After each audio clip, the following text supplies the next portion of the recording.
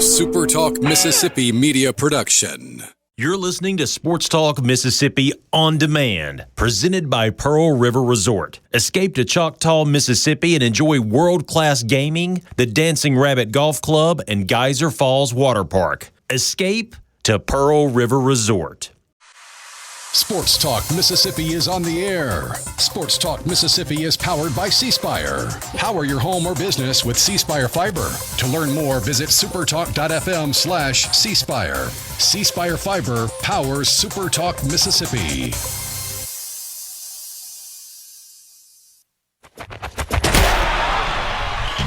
To the junction, in the Grove, and to the top.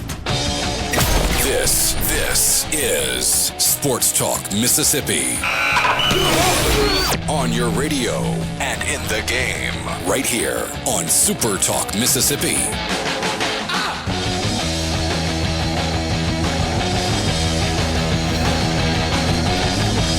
Welcome in on this Tuesday. Sports Talk Mississippi. Michael Borky and Will East with you. Hadad called in sick today, which is odd because Chelsea's not playing. So I don't know. He might actually be sick today because there's no soccer to watch for him. Yeah, I mean, everybody gets sick around checks notes. June. He's sitting by the pool.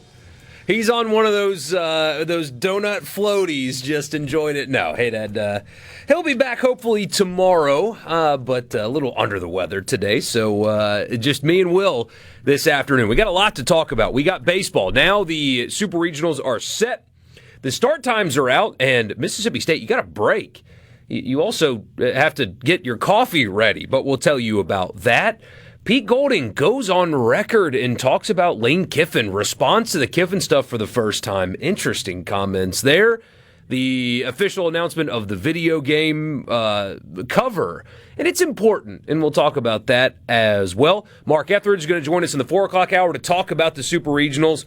Literally just found out Mike Bianco was supposed to join us in the 5 o'clock hour, and he's abandoning this show because he's got NCAA obligated press opportunities at 5 o'clock today. So I guess more important. Yeah, I mean, they have to do it, and so hopefully later this week. But yeah, they got reached out to. They're like, Auburn decided 5 o'clock today is when we have to do this, and so they can't say no.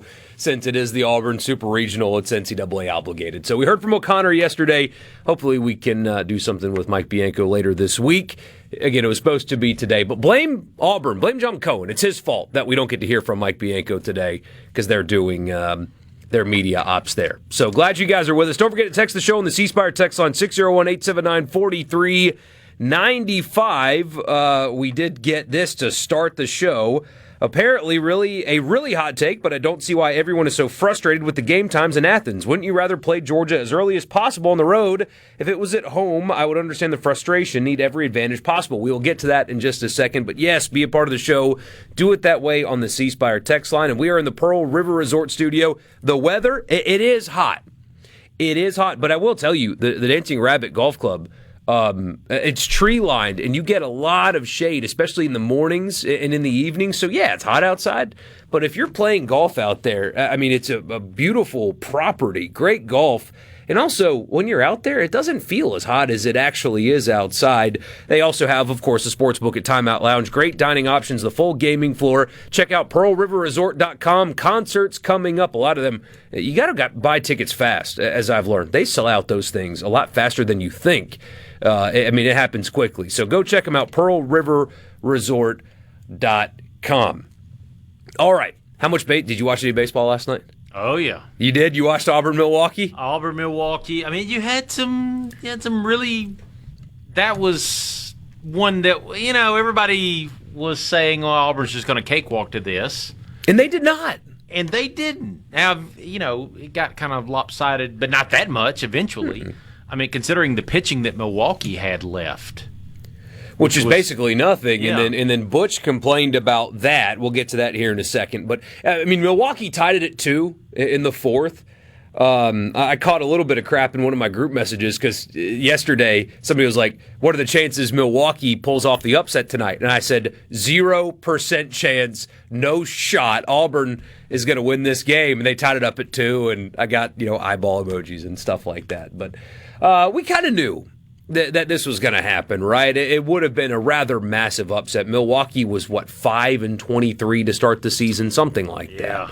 And so the likely outcome here was Auburn winning last night. So now we know Ole Miss will be heading to Auburn. We already knew Mississippi State will be headed to Athens. And we got the start time. So Super Regionals, they're not Friday to Sunday. Not all of them anyway. Some of them do start on Saturday. And we'll go through the other ones quickly before we get to the ones of local interest. West Virginia Cal Poly will be a Friday, 11 a.m. So you guys on Friday, if you want to kick back and take the day off and watch some baseball, you'll get Super Regionals on Friday morning. So that's a Friday, Saturday, Sunday series. Kansas, Oklahoma is a Saturday to Monday series. Troy and Little Rock, yes, Troy and Little Rock, the winner of the Trojan Bowl. All 3 Trojans, by the way, I'm sure you knew this, but all 3 Trojans in Division I athletics made the Super Regionals. There's only 3 of them, and all 3 made it. Huh. I'm surprised there's only 3 out of 350. There's only 3 of them. Okay. You have multiple Spartans and stuff like that, but only 3 Trojans, and all 3 of them did. But yeah, Troy and Little Rock, one of those 2 will be in the College World Series. That's pretty incredible. It's unfathomable. And St. John's, that whole side of the bracket, man, it's nuts. I mean, that was the side that UCLA was on, 2 and out. Right? I mean, it just starts right there with UCLA not being there. But, I mean, Florida won the first 2 games of their regional. Florida looked just so just lethargic. I can't think of a better term. Just an epic collapse is what that is. And they got smoked yesterday, too. Like, they were non-competitive. Yeah, there was a couple close games last night. There was, 2 that went to extra innings. Mm-hmm. Georgia Tech and Oklahoma, and then West Virginia, Kentucky. But Florida just looked lethargic. Yeah. There's been some, I don't know if whispers are the right word, but there's been some talk that O'Sullivan might not be long for Florida. Not that they're going to fire him. You can't fire a guy that wins as much as he does, but there might just be the desire for a change of scenery for both sides, really. We'll see. But a better guy. Yeah, the Trojan Bowl. Both of them, by the way, on national broadcast. So, I mean, the whole thing basically is. But the fact that Troy and Little Rock are getting these big TV games are awesome, especially in prime time. Alabama, St. John. St. John's a team with the 123rd ranked RPI. Are going to Tuscaloosa. That's a Saturday. Monday in Chapel Hill. Southern Cal upset Texas A&M last night. We could have had 8 SEC teams in the Super Regionals. They'll just have to settle for 7. That's a Friday to Sunday. Texas, Oregon. That's a Saturday to Monday.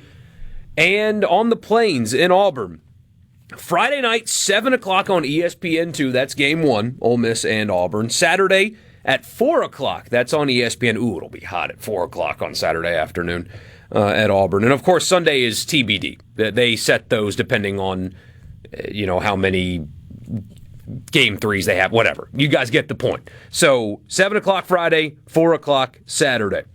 Mississippi State, Georgia. This is fans are upset about this. We got the text earlier. We'll circle back to that. You should love this if you're a Mississippi State fan. Now, your watch parties are less fun at 10 o'clock in the morning and 11 o'clock in the morning. But if you want to give your team the best chance to win, Saturday at 10 a.m. Central, 11 a.m. Eastern, is exactly when you want to start a road regional at a place that already, they support baseball financially. And it's not the worst stadium you've ever played in, but it is not a big environment. You think Saturday at 11 a.m. it's going to be super hostile and intimidating? Heck no. And then Sunday, same thing. 11 a.m. here, noon Eastern. That is exactly, if you're a State fan, what you want to sign up for. People are hot about this. You shouldn't be. This is the best way to subdue that crowd and get it kind of sleepy, and that does play into your advantage. Of course, if necessary, you've got a TBD on Monday. So Ole Miss Friday to Sunday, State Saturday to Monday. But that's exactly what you want. Yeah, I mean, if it was at home, I get it. But you don't want the crowd getting all riled up for hours upon end. Would you rather 10 a.m. or 8 p.m.? I mean, there's an alternate universe to that. It could turn into whatever was going on in Morgantown this weekend, which was awesome, by the way. So them singing Country Roads after a baseball game was really cool. Sweet. Yeah. But man, I mean, that was hostile and intense in a good way. You don't want that. You're not going to get that on Saturday morning in Athens. So, Borky has friends. Hardy, har. Not many. How do you feel about both Ole Miss and State trying to win and working for next year with the portal open, especially when both State and Ole Miss have to replace a ton in the lineup? We'll talk about that. That's a great question. In football, we talked about the calendar being backwards this past football season. It's going to be even worse this year, so we'll talk about that coming up later, but that is a good question, and we'll get to that and more of your messages when we come back. The Super Regionals are set. We'll talk to Mark Etheridge again at the top of the 4 o'clock hour about that. I'm Borky, he's Will East. We're in the Pearl River Resort studio. We'll be back talking baseball in just a bit.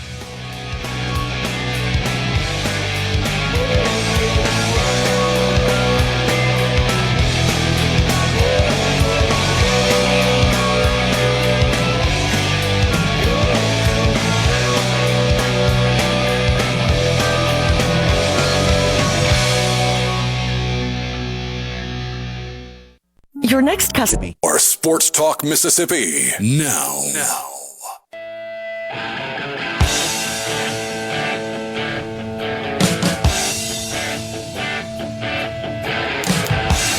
Welcome back. Michael Borky, Will East with you, Sports Talk Mississippi. So we got the question a second ago. How do you feel about, all 16 remaining Super Regional teams having to portal recruit right now? And, simply put, I'm a wordsmith.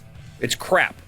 It's crap is what it is. I mean, we'll talk about things that Pete Golding said later, but teams that are in the playoffs in football have to deal with it. And it's not only you have to spend time portal recruiting, but other schools are not going to wait for your players to be done with the season before they portal recruit. There are players at Mississippi State and Ole Miss this week that are getting reached out to, whether it be through agents or high school coaches or just coaches that are bold enough to just reach out to them. They're dealing with that this week because nobody is going to wait on anybody. That's how this works. And it works that way for everybody, but it even works that way in baseball, and it's crap.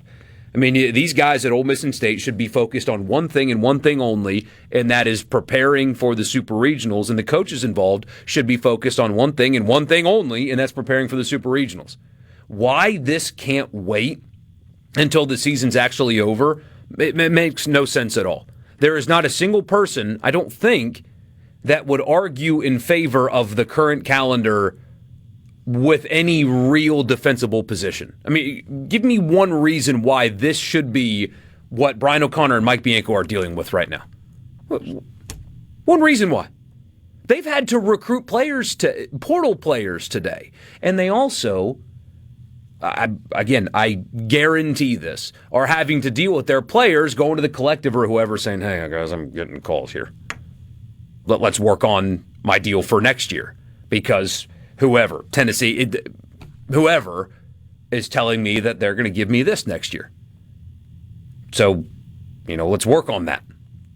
It's a thing they have to deal with, and that's just crap, is what it is. I just don't understand. The NCAA is just... And it's an easy win. Like, just do it, and everybody will be like, oh, good job, NCAA. Yeah, thank you. It's just so idiotic. It is. Oh, and Haydad said something yesterday, and after a replay situation in the Auburn game, I agreed with him yesterday. I agree with him more now. So you have the I guess they call it the Hawkeye technology, the better cameras for replay and stuff like that in SEC stadiums. That's why when you're watching an SEC against an SEC game, the replay reviews, they're really good and they're really sharp. And they have a much easier time getting the calls correct because they have better technology. For the tournament, you're not allowed to use it because not everybody has it. And last night in the Auburn game, there was a play at second that could have been a game-changing play. It ended up not being because Auburn won kind of comfortably. Yeah. But guy hits a double, gets in safe. He's clearly safe, but he's called out. And you know he's safe. Sometimes body language tells you all you need to know. The Milwaukee, I guess it was the shortstop, missed the tag, and then he went back to tag him again. And so they called him out on the tag that he missed, but you can tell, one, you can see that he missed it, but also when he misses it, he tries to rush back to get the tag back in, and that was late. He missed the tag. On replay, you can still see that he's safe, but it's grainy and it's a bad angle and you can't see it super clear. It's all pixelated and all that stuff. And so the call stood on the field. By the way, the umpire said, the call stands, the runner is safe. And so everybody was confused because the call on the field was that he was out, but you said the call stands and he was safe. And so both coaches were like, wait, what? So anyway. I love it when it happens. But Haydad said yesterday, and he is exactly right, if you can't afford the Hawkeye technology, you can't host. That needs to be a condition upon hosting. If you can't provide this technology, I'm sorry, you can't host. Why can't the NCAA buy this? Oh, because baseball doesn't make them money, and so they don't want to invest in it. That's what it is. It's that simple. Why is it up to the schools? Yeah, why? But that is a good question, though. I mean, it's 16 sites. So why aren't you just making sure that you have 16? Yeah, we'll buy 16 cameras. And most of them already have it. Oh, we're having a regional over here? Guess what? I'll UPS it to you. I'll FedEx it over there. Auburn already has it, so you don't have to send it to them. Yeah. You don't need 16 of them. You just need it for overnight it. Yeah, and get it there. You got a few days to get it there and install it, but the fact that was the only angle that we got, and Ole Miss dealt with it too, because there was a couple of really close replays that, I mean, when you look at them, you know what the call should be, but are you confident that, hey, I'm going to get this overturned because the footage is so grainy and garbage that, anyway. So I thought about Haydad last night watching that. I thought, God, he was so right about that. That's exactly what it needs to be moving forward is that. But somebody says, with State going to Athens, I don't have a problem with it. They need to go in and win, and if they do beat Georgia, they'll easily be hands down a favorite to win it all. But Ole Miss on the road is a beast as well in the postseason. And then he sends an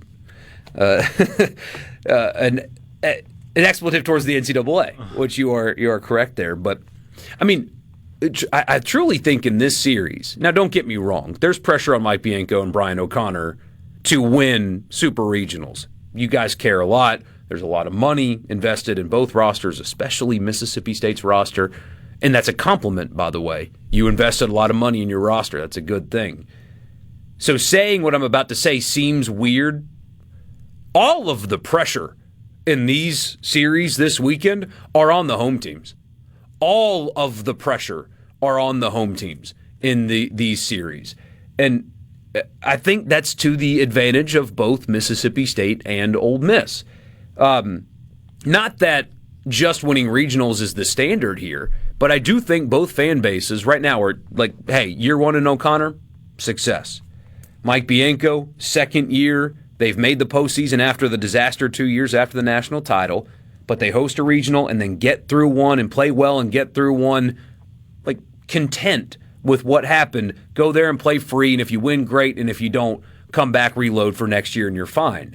But Wes Johnson's got pressure on him to win, especially with what has happened recently. And, I mean, Auburn lost to Milwaukee in Game 1 last week. That they're investing a ton in baseball, and it's on their home field. I think being on the road should allow State and Ole Miss to be a little bit looser and a little bit more free than the home teams. All the pressure is on them, I think, this weekend. Yeah, I would agree. Auburn's feeling it with as high seeded as they are. And, of course, you look at some of the other super regionals. I mean, Texas, that's a That's a pressure cooker right there. Yeah, it because is. Nothing less than the College World Series for them is just complete disappointment with the amount that they've invested in coaches and players and where they were, at the beginning of the season, all this kind of stuff. No doubt. Let's see. This is a good point, though. I mean, LSU, you have all these teams that were really good last year that fell apart. Maybe this is part of it. That you're having a hard time balancing both continuing to play and make a deep run while also trying to portal recruit, keeping your roster together, dealing with the draft, and maybe it's too much. In football, you've got coaching staffs of 50, You can balance that a little bit better. You don't have 50 guys working in the State and Ole Miss baseball office right now. It's the main guys that are having to do all these things at once. I don't know. Are none of the teams back from 2025? I mean, last year's Omaha had a disaster year, basically. Horrendous across the board. Let's see. I don't think there are any, are there? Arizona didn't make the postseason. Okay, North Carolina. North Carolina's still good this year. Oregon good this year. They hosted. Both of those hosted. But LSU didn't make the tournament. They won the national title. Yeah, Who are the other ones? I don't remember Omaha last year. I'm trying to look at this stupid NCAA. That's another thing, NCAA. Your website sucks. That's horrible. Coastal got bounced in their regional. Murray State? Or NA regional. Murray State didn't make it. Arizona didn't make the tournament. Arkansas. Did you say Arkansas already? Arkansas lost in a regional, didn't host. Yep. So there you go. Maybe there's not something a lot to that. Yeah, maybe there's correlation there. Maybe. Somebody says Saturday start also gives Valinkis full 7 days rest. Absolutely. Somebody says Pano and Federico getting calls for sure. Oh, there's no doubt. I mean, if you got a good player in your team, they're getting calls. I'm here to tell you. Now, some of them... Yeah, if they're not getting calls. Yeah, if you have players that aren't want getting... this guy? Come on. Yeah, if you have guys that aren't getting calls, there's something wrong. Some of these guys put it to bed right away. They'll go tell, hey, look, I'm getting calls, but... I'm going to stay. Give me my deal. Like Bryson Sanders did that. Bryson Sanders got calls during the playoff run, and he communicated clearly to Ole Miss, I don't care. Y'all talk to my agent. Do your thing. I'm staying here. Just write it up, and I'm good. I'm good where I'm at. Some guys do that. Others listen, but if you have a good player, I'm here to tell you he's getting phone calls this week. That's not okay, but until they try to fix it, it ain't going to get fixed. Well said. Sports Talk Mississippi. We'll be back in just a bit from the Pearl River Resort Studio. Stick with us.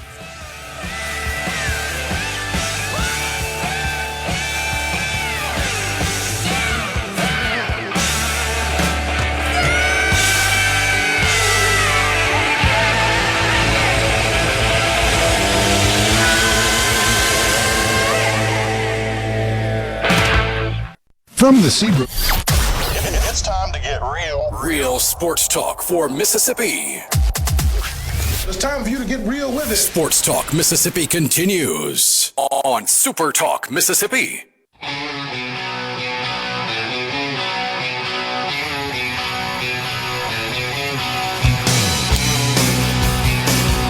Welcome back, Sports Talk Mississippi. Don't forget, you can subscribe to the Sports Talk Mississippi podcast wherever you get them. Just search the name, Spotify, Apple, wherever, and you can find us there. Also, every Super Talk show is available on there. So if you want to, I don't know why you would, you want to hear Mornings with Richard Cross, you can every single day. Good Things, Middays, all of our podcasts, Rebel Report, you'll get a new one of those coming up tonight. Thunder and Lightning, I think you're still going to, even though Haydad's off sick today, I still think he's going to mosey on over to the studio and get you your Thunder and Lightning. Eagle Hour and more, wherever you get your podcasts, you can find all of our offerings there.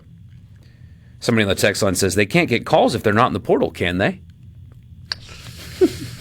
Well, I think there's some sarcasm in that message. in theory. In theory, anyway. And then Josh says, is getting registered for fall classes the reason why the portal doesn't wait until the season is over? I believe that is the case, yeah, they're claiming it's academics. Here's an easy solution, though, which, of course, I mean, you got millionaire football players. Yeah, let's talk about academics, boys. But the easy solution to me, now, again, I've tried to find holes in this. I can't find where they are. You don't do the winter portal. You don't do it at all. You have a spring portal, and then instead of spring practice, you have off-season OTAs just like the NFL. So you don't get rid of spring practice, you move it. So you don't have to deal with this garbage that you're going to have to deal with, that the coaches currently deal with, the teams that make the playoffs, or even if you just have a team in a bowl game. I know those matter less, but if you have a team playing postseason football, they don't have to deal with the portal anymore. You don't have to deal with signing a recruiting class in December and also dealing with portal recruiting. You move the portal to the spring, so after the spring semester, and do NFL-style OTAs just like after the draft. That's what you do. Move spring practice to late May, early June. The Saints are practicing this week. Do it that way. So you can not deal with all the garbage that you deal with in the winter. And there's a lot of times where I think a player just going a few weeks after the season would make a smarter decision about transferring. Absolutely. And so you allow that buffer to happen, and then you still have your portal window, and you still have your spring practices. It just makes so much sense. I don't know. I feel like there's an easy solution that they could pass, but they have yet to do that. Speaking of solutions, somebody says, can't do that, Borky. It's too logical. Another one, the problem with your ideas is that they make too much sense. Back-to-back messages. I mean, it's like this Sorsby thing with Texas Tech. I mean, to me, why is it going through a court system? The NCAA should just be able to say, you know what, if you've bet on games in the past, if we can prove it, you forfeit any game you may appear in the future or something, something simple like that, but they can't do that. Yeah, so there's been a lot of discussion about that. And, Hayden and I have talked about it. I think in hindsight, Mississippi's law is probably a really good one. The stuff that we have read and heard, and I mean, at spring meetings, they were given a presentation of just how many young men bet on sports. Young men in college, it's like 67% of them bet on sports. That's an insane number. And let me tell you, college men that are in college kids, hang out with the athletes all the time. The athletes love going to the parties that the regular students are throwing, and 2/3 of them have multiple sports betting apps on their phone. It's everywhere. We're inundated with it, and it's become a real problem. But one thing that I think everybody, maybe not everybody, but betting on games that you are a participant in is just something that is simply you cannot do as a privilege of playing the sport. You have too much. It's like insider trading.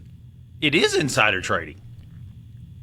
What? Oh gosh, somebody says what percent? 67%, I think, was the number.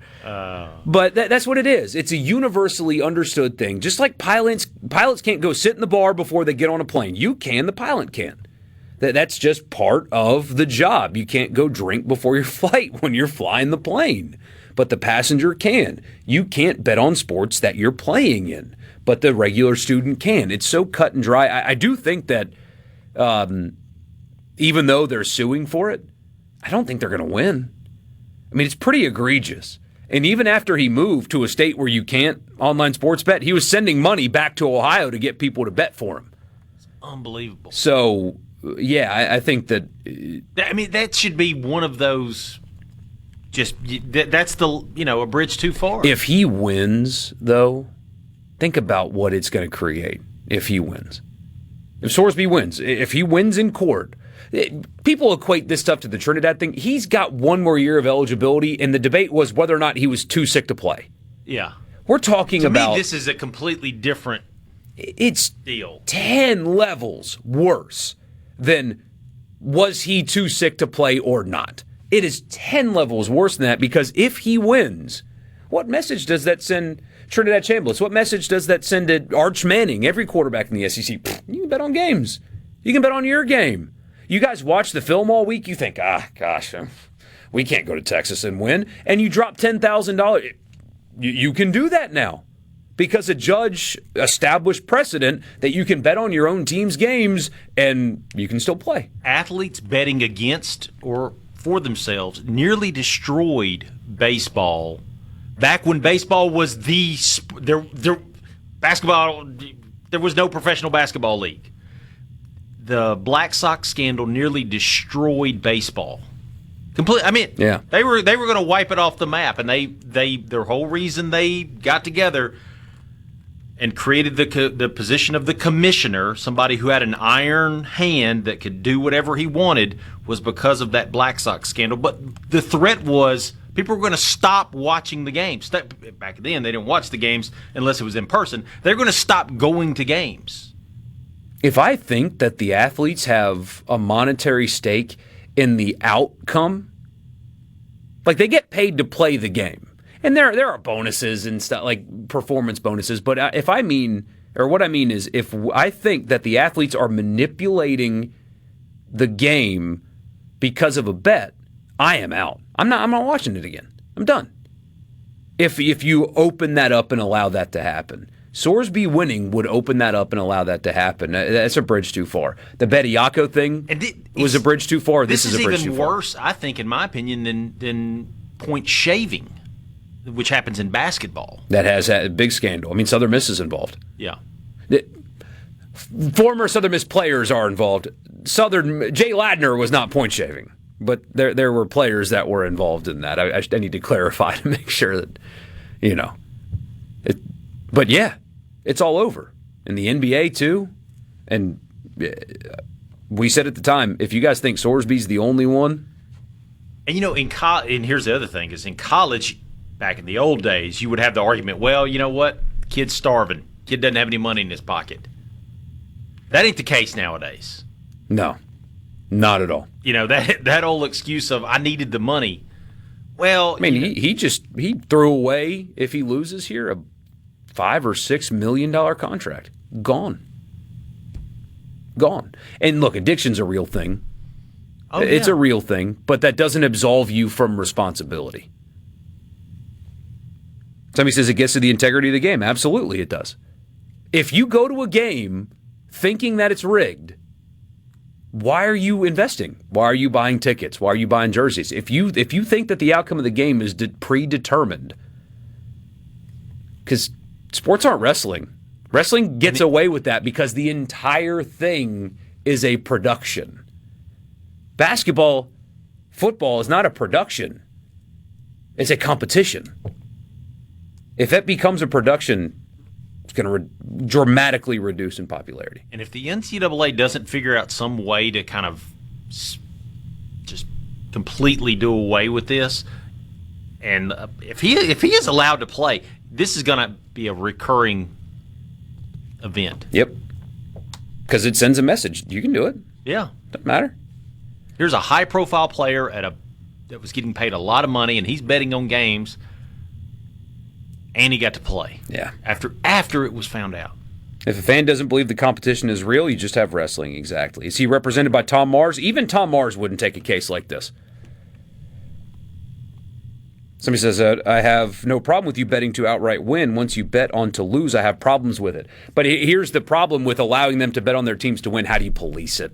Yeah. You can't police it. It's just got to be a ban. How do you know his intent? He threw an interception, the last play of the game when he had an easy, a player open for a touchdown. Yeah. How do you know that he, Does an alcoholic get a DUI when driving drunk? Yes, sir. Exactly. That's a great comparison. The idea that Texas Tech's putting out there that he needs football. That is such... No, he doesn't. Crap. If he's got a real problem, he doesn't need football. What Texas Tech needs is for him to play football. He doesn't need football. Texas Tech needs him too. Sports Talk Mississippi. We'll be back in just a bit. Butch Thompson complaining last night after a win. I'll tell you what he said when we come back.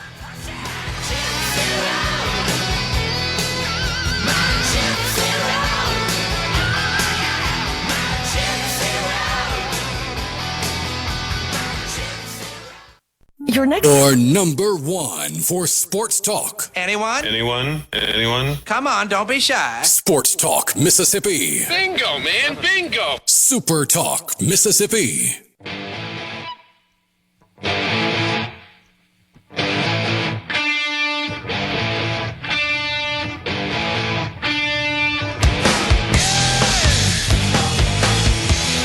Michael Borky, Will East with you, Sports Talk Mississippi. So Butch Thompson, head baseball coach at Auburn, beat Milwaukee last night. That's where Ole Miss is going. He had some thoughts about the regional format. Here's what he said.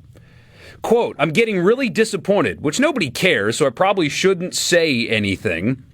But the regional format is really concerning me if we're talking about what's best for student athletes. Because as I'm watching the TV and we're not playing, I got guys that are throwing 100-plus pitches in full starts and coming back and having to pitch because of the format. I don't know what the answer is, but I hope people are looking at, and we absolutely put Hetzler in 100-something pitches and pitched in 2 games to try to win, and you get yourself there. And we go 14 weeks building a team with the best 2 out of 3, and it's much more manageable than working for 9 months and then people asking these kids to have some out-of-body experience and do something that they haven't done all year. There has to be some type of talk, convening on what we're doing with this regional format because of what we've seen through the years and was absolutely on display for the last 4 days around the country. End quote. So a few things on that. As you've heard me before, when football coaches complain and offer no solutions, I don't like that. Don't complain. Don't tell me something's wrong without offering at least a solution. Don't say, this sucks, but I don't know what to do about it. I don't want to hear that. If it sucks, tell me how to fix it. Because on one hand, I actually kind of agree with him. You spend all season playing 3-game series, and that's the goal, is to win series every weekend. And then they ask you to do this format where you possibly have to play multiple games more than that. It's different. And is that the best test of a team when they play? It'd be like football having 4 quarters all season and then 5 in the playoff. However, and that's apples to oranges. It's not the best comparison, but here's an easy way, Coach Thompson, to not have to don't lose to Milwaukee in the first game of your regional. Mississippi State didn't have to turn around and pitch Valinkis again. Ole Miss didn't have to pitch Elliott again. Why not? Oh, because they won? They took care of business? And hey, also, you could develop your bullpen better to have a better option to start a 4th game in a regional instead of bringing back your first game starter. That does kind of sound like a you problem. Yeah, and also, these are, they pitch 1 day a week, man. And everybody's having to deal with it. It's not like a certain set of teams are not having to deal with it. Everybody's having to deal with the same situation, right? Yep. And what you see in these postseasons are guys that may not have had a big role on the weekends during the season, have to step up in certain spots.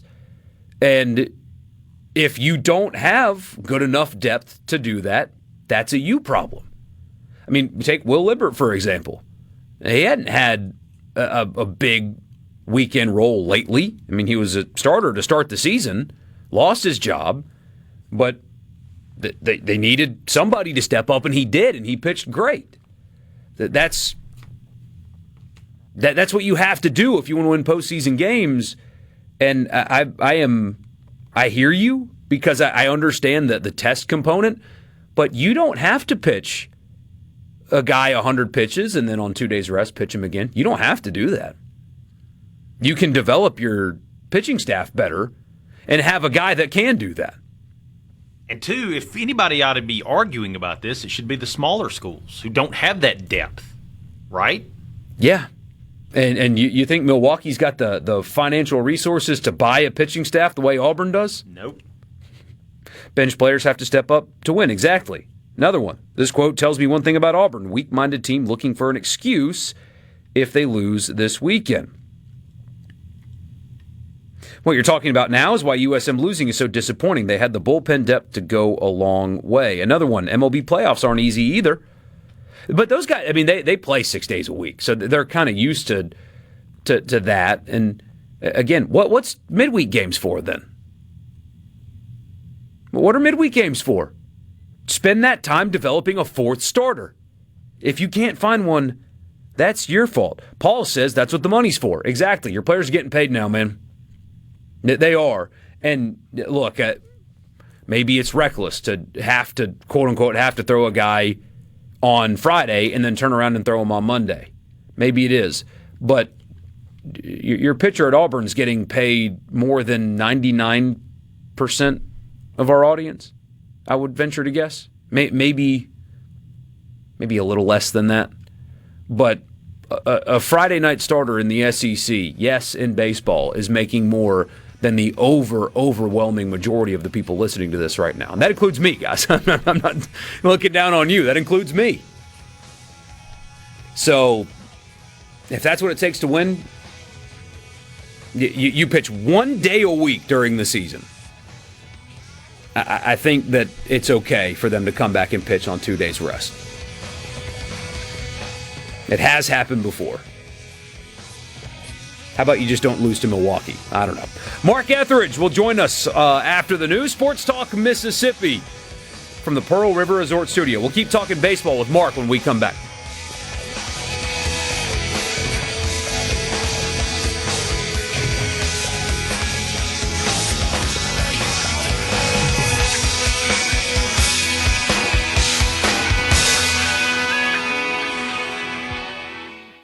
Your Talk, Mississippi. Here we go. Super Talk, Mississippi.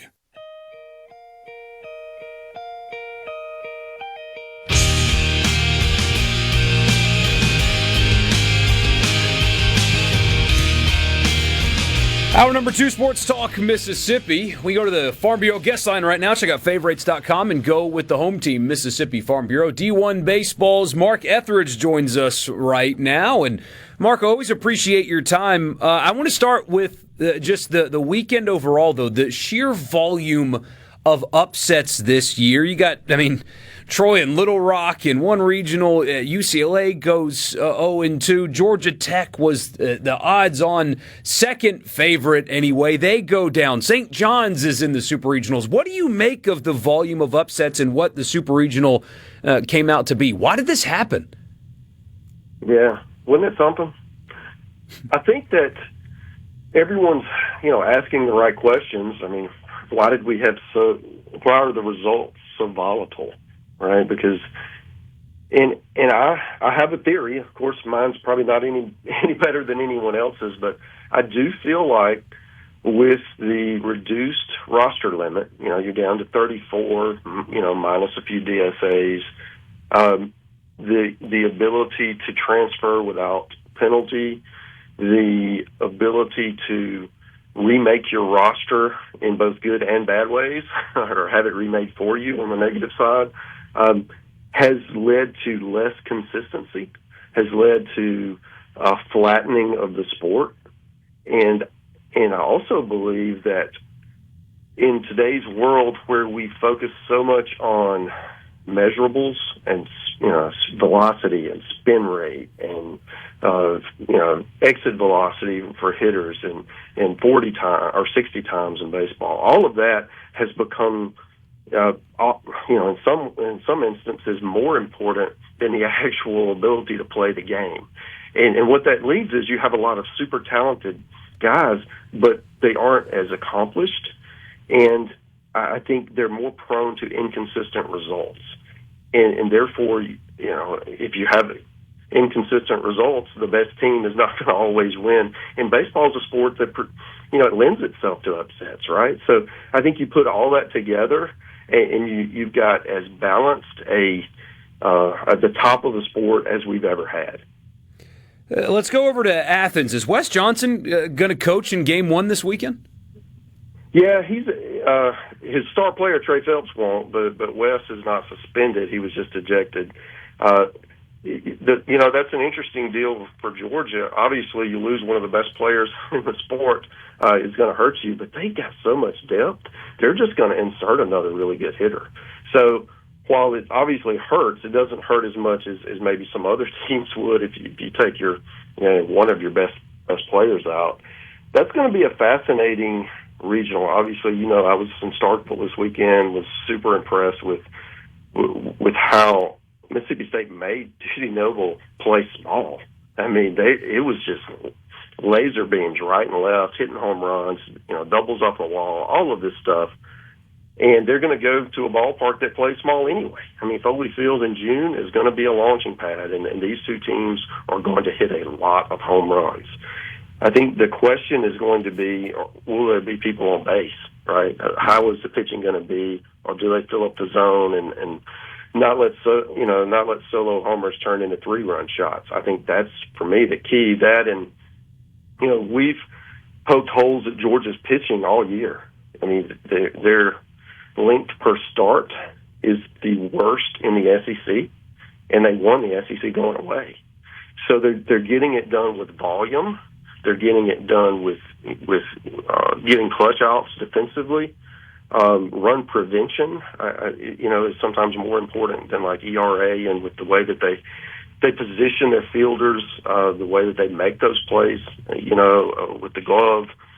That's been, I feel like, an overlooked part. We all see the home runs, but what they're doing defensively and keeping you off the board is why they are where they are, and separates them from, I think, the teams that they had a couple of years ago, where it was more home run reliant. Where this one, they're more well-rounded. Even though McPherson did not pitch, Georgia kind of owned Mississippi State this year. Mm-hmm. Why do you think that happened, and what does Mississippi State have to do to avoid that happening again this weekend? Well, Georgia's really good. I mean, that's the first thing. I do feel like Mississippi State with Ryan McPherson has a higher ceiling.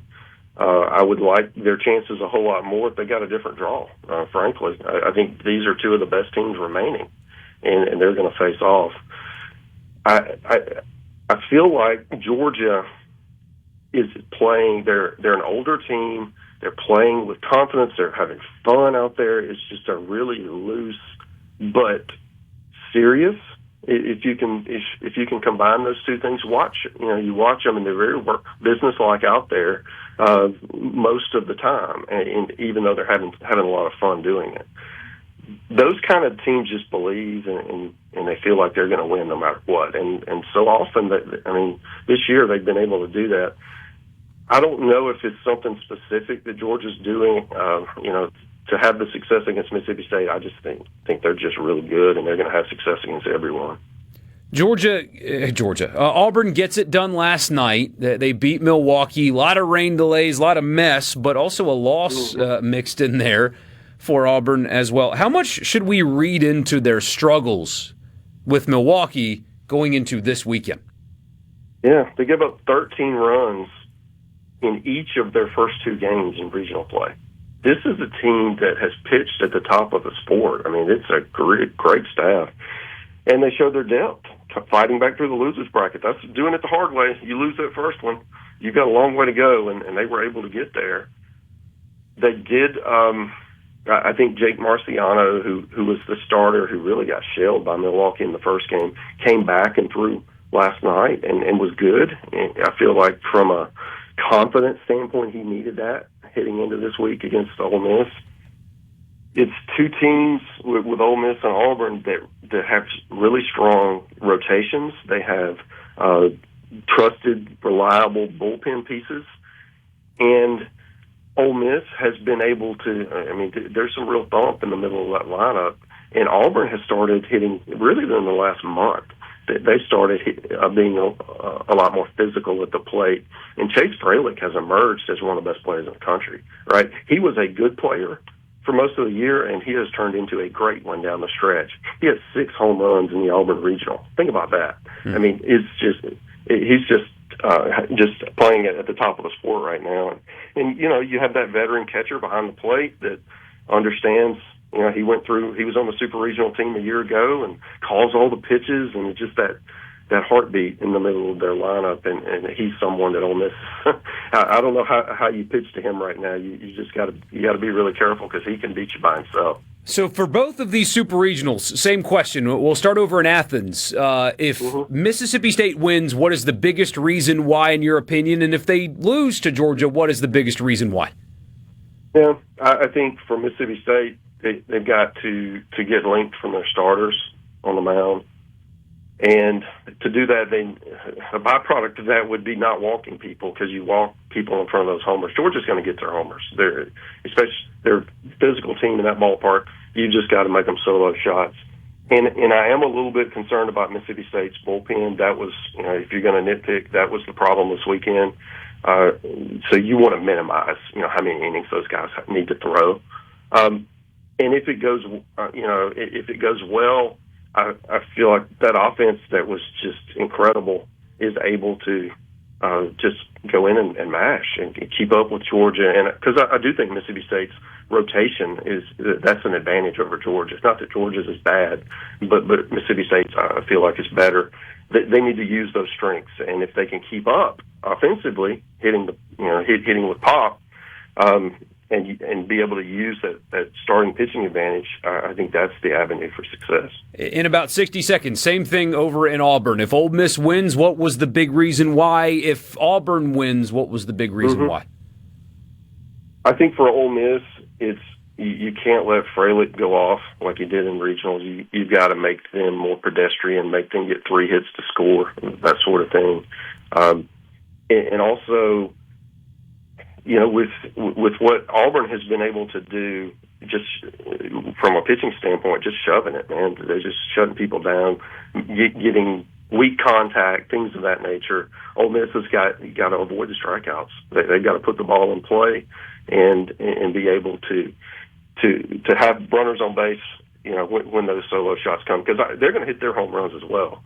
So I feel like that's the key for them. And then what they want to avoid, they want to avoid getting off to a bad start, because that environment's going to be electric. If you get them riled up, it's going to be hard to deal with. Yeah. Mark, really appreciate your time. Great stuff, as always. Keep up the great work at D1 Baseball, and we'll catch up with you again down the line. Take care, man. See you. It's Mark Etheridge, D1Baseball.com. If you have not subscribed there or check out their site, you are just missing out on the best college baseball coverage in the country. He joined us on the Farm Bureau guest line. Check out favorites.com and go with the home team, Mississippi Farm Bureau. We'll be back in just a minute. Don't go anywhere.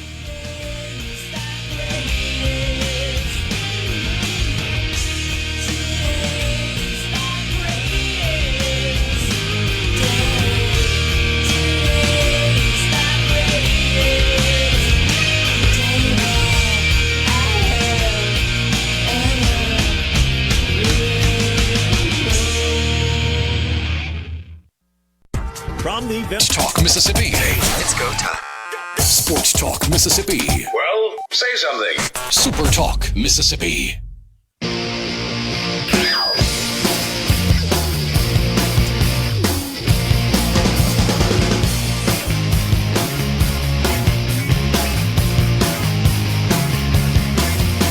Welcome back, Sports Talk Mississippi. Michael Borky and Will East with you. If you have property, if you have a yard, if you have land, a duck hunting, deer hunting, a small farm, a homestead, are you working your property or does it work you? Because my little yard, it works me every single time I have to do any kind of yard work. Sunday was a disaster for me out back. But if you want to actually tend to your property the right way, Ag Up Equipment has got you covered. John Deere, that's what they have. John Deere, America's tractor, compact tractors with 0% financing on the 1 through 4 series models. They've got 0 turns. They've even got the battery-powered stuff now, which when you hear battery-powered, don't think that it's the weak stuff that you've tried before. Like I used to have a battery-powered weed whacker, and it was horrible. No. Don't think about that. It's a totally different thing. We got to test them when we were down there last time. For first-time landowners, or if you're looking to trade up, or you're a veteran, the team at Ag Up knows how to help you find the right machine for your property, and most importantly, guys, for your budget. There's well over a dozen locations in the state of Mississippi, so there's probably one near you. Or visit agup.com for more. Ag Up Equipment and John Deere, built for what's next. And I was joking with them when we were there. Problem with selling John Deeres is we got people that listen to the show that text in, they're sitting on their tractor that they bought in 1984. It's like you sell them, but you don't get to sell them another one. It's kind of a one-time thing. So anyway, agup.com is the website. What's coming up on Sports Talk Mississippi? We'll talk about Kewan Lacey's cover. We got a college football fix. Pete Golding finally talked about Kiffin on record. Said a lot of interesting stuff, but I stand by what I've said over the last few weeks. It might be frustrating. I know it's frustrating. But talking about him makes the news cycle not only continue, but you're also kind of feeding the beast that has been losing lately. So anyway, we'll get to that coming up here in a little while. More baseball talk and more. But let's talk about this video game cover. For those of you that don't play video games, this probably is not a real big deal to you. But if anybody has ever played video games or understands like the Madden cover and things like that, the college football video game did release their cover today. We mentioned it briefly yesterday, but it did officially come out today. You have Dante Moore, the quarterback at Oregon. Malachi Toney, you Ole Miss fans unfortunately got a really good look at Malachi Toney. He is a stud. And then Kewan Lacey. There's the three of them. I'm looking at the cover right now. Toney's in the middle, Moore's on the right, Lacey's on the left. And, full powder blue Ole Miss uniform. It's front and center on that cover. So there's two covers, just to... Yeah, there's one like deluxe edition cover that's got Kirk Signetti and all that, but like the main cover's got standard one, yes. Yeah, it's got these three guys on it. I tried to look. I can't figure out how much money that's worth for Kewan Lacey being on the cover of the college football video game. I do not know that answer. I assume it's probably a nice little payday for Kewan Lacey being on the cover there.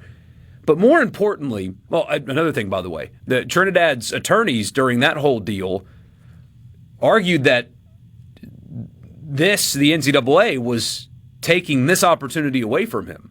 So there's a real chance that this was actually supposed to be Trinidad on the cover of the college. That's what they argued in court anyway, that it was communicated to them that he can't be on the cover because they don't know if he's eligible to play.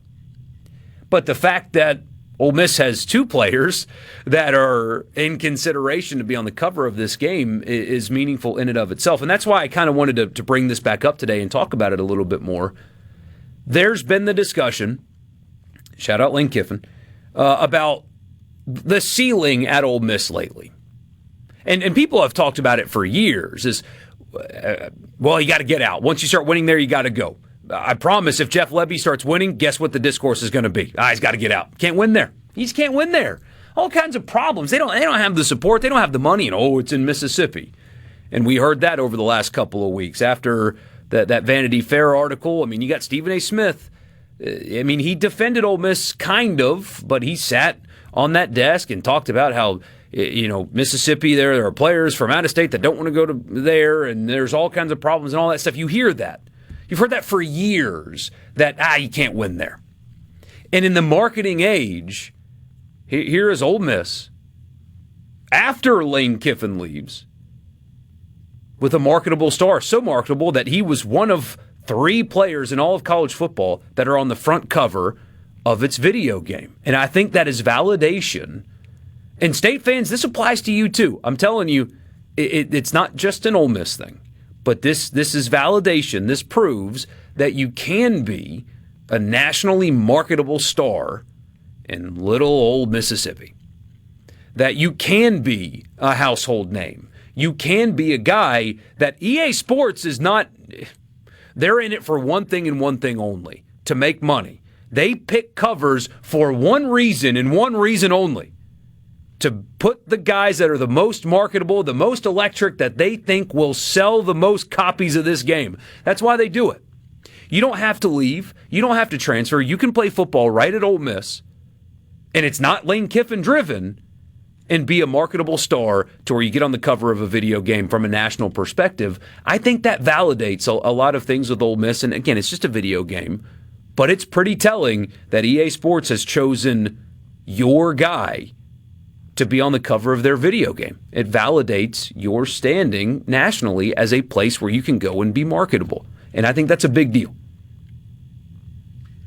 It's got to be. It's, I think last year's edition was the best-selling sports game of all time. And who's playing these games? Younger people, some of which will go to college. They'll never play any athletics. But in recruiting, it certainly helps you. I mean, I would imagine there's a big poster going up somewhere. Oh, yeah. On the campus of Ole Miss, Oregon, and University of Miami with this image on there saying that could be you one day. Yeah, without a doubt. I mean, it's amazing how this isn't the case anymore. But it was like the Sports Illustrated cover. I know a lot of you have it hanging up in your office right now, Mississippi Mayhem. Absolutely, and that was a magazine. Yeah. Which I don't even know if it exists anymore. I mean, Sports Illustrated had to, sadly, had to fire a bunch of people because they invested $200 million into an AI video platform that didn't work. So, and that's a magazine that came out once a week. Yeah. And that was a big deal then. Huge deal. This is like that. It's validation. So he says, I'm glad that I'm considered young at 31 since I played this game. Thanks. I play it. I mean, I'm not going to lie to you guys. I pulled out my old Xbox the other day and started playing Halo the Master Chief Collection.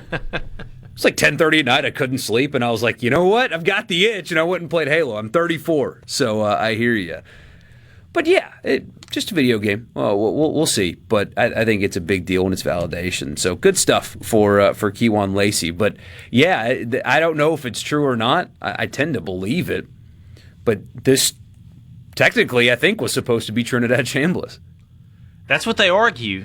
And so there was some sort of value that I guess you could put on it. Somebody says, I play it every day and I'm 47. I am so excited to play video games with my kid. I cannot wait. Still not allowing that. We're not letting him. I mean, he's still 6, so we're not. Yeah. But there's going to be a day where, it's at night, he did his homework, had a soccer practice or whatever, and I'm going to be like, you know what? It's time to play Call of Duty. Although apparently they've ruined Call of Duty. I haven't played it lately, but I'm going to wreck him too. That's going to be the best part. No mercy, man. Show him what the real world's like. It is kind of fun. I'm really nerding out here. Some of you guys are rolling your eyes, I'm sure, but when I was playing Halo, I was getting wrecked because it's been many years since I played it. But I kept thinking, there's like some 10-year-old on the other end of the screen right now that is absolutely destroying me in something. Because I was that 10-year-old back in the day. Now this is huge. I mean, yeah, that's a good comparison with those SI covers because I still see them. Mississippi Mayhem. Mm-hmm. I've got boxes and boxes and boxes of Sports Illustrated. I mean, I'm talking from like, oh gosh, probably 2001 up until I left for college in 2014. You just kept them all? Oh, I've got them all. And I wonder if there's any value to them. They've ruined the brand so much that I don't know if people want. But, like, there's like some Michigan State fan that had, I'm making this up, I have not seen this cover, but Jeff Smoker in 2002 on the cover of Sports Illustrated. Would they want that, I wonder? But it also sounds like a pain in the you-know-what to try to figure out how to sell all those things. Yeah. But I've got them still. I refuse to get rid of them. I don't know why. I just looked up the Wikipedia for NCAA football, the EA Sport from EA Sports.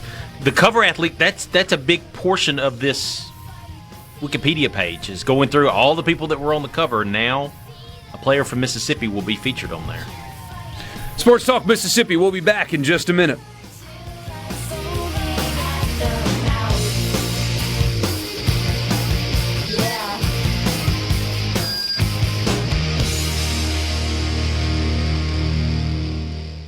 From the sea, it's time for more Sports Talk Mississippi.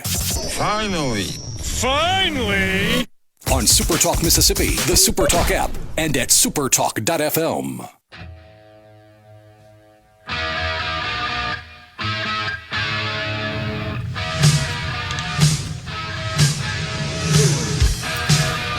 Welcome back in Sports Talk Mississippi. Michael Borky and Will East with you. You can text us on the C Spire text line 601-879-4395, and a lot of you have. I did not expect to go to Video Game Talk Mississippi, but hey, Kewan Lacey gets the cover of the college football game. I should have seen this coming, but some of these are cracking me up.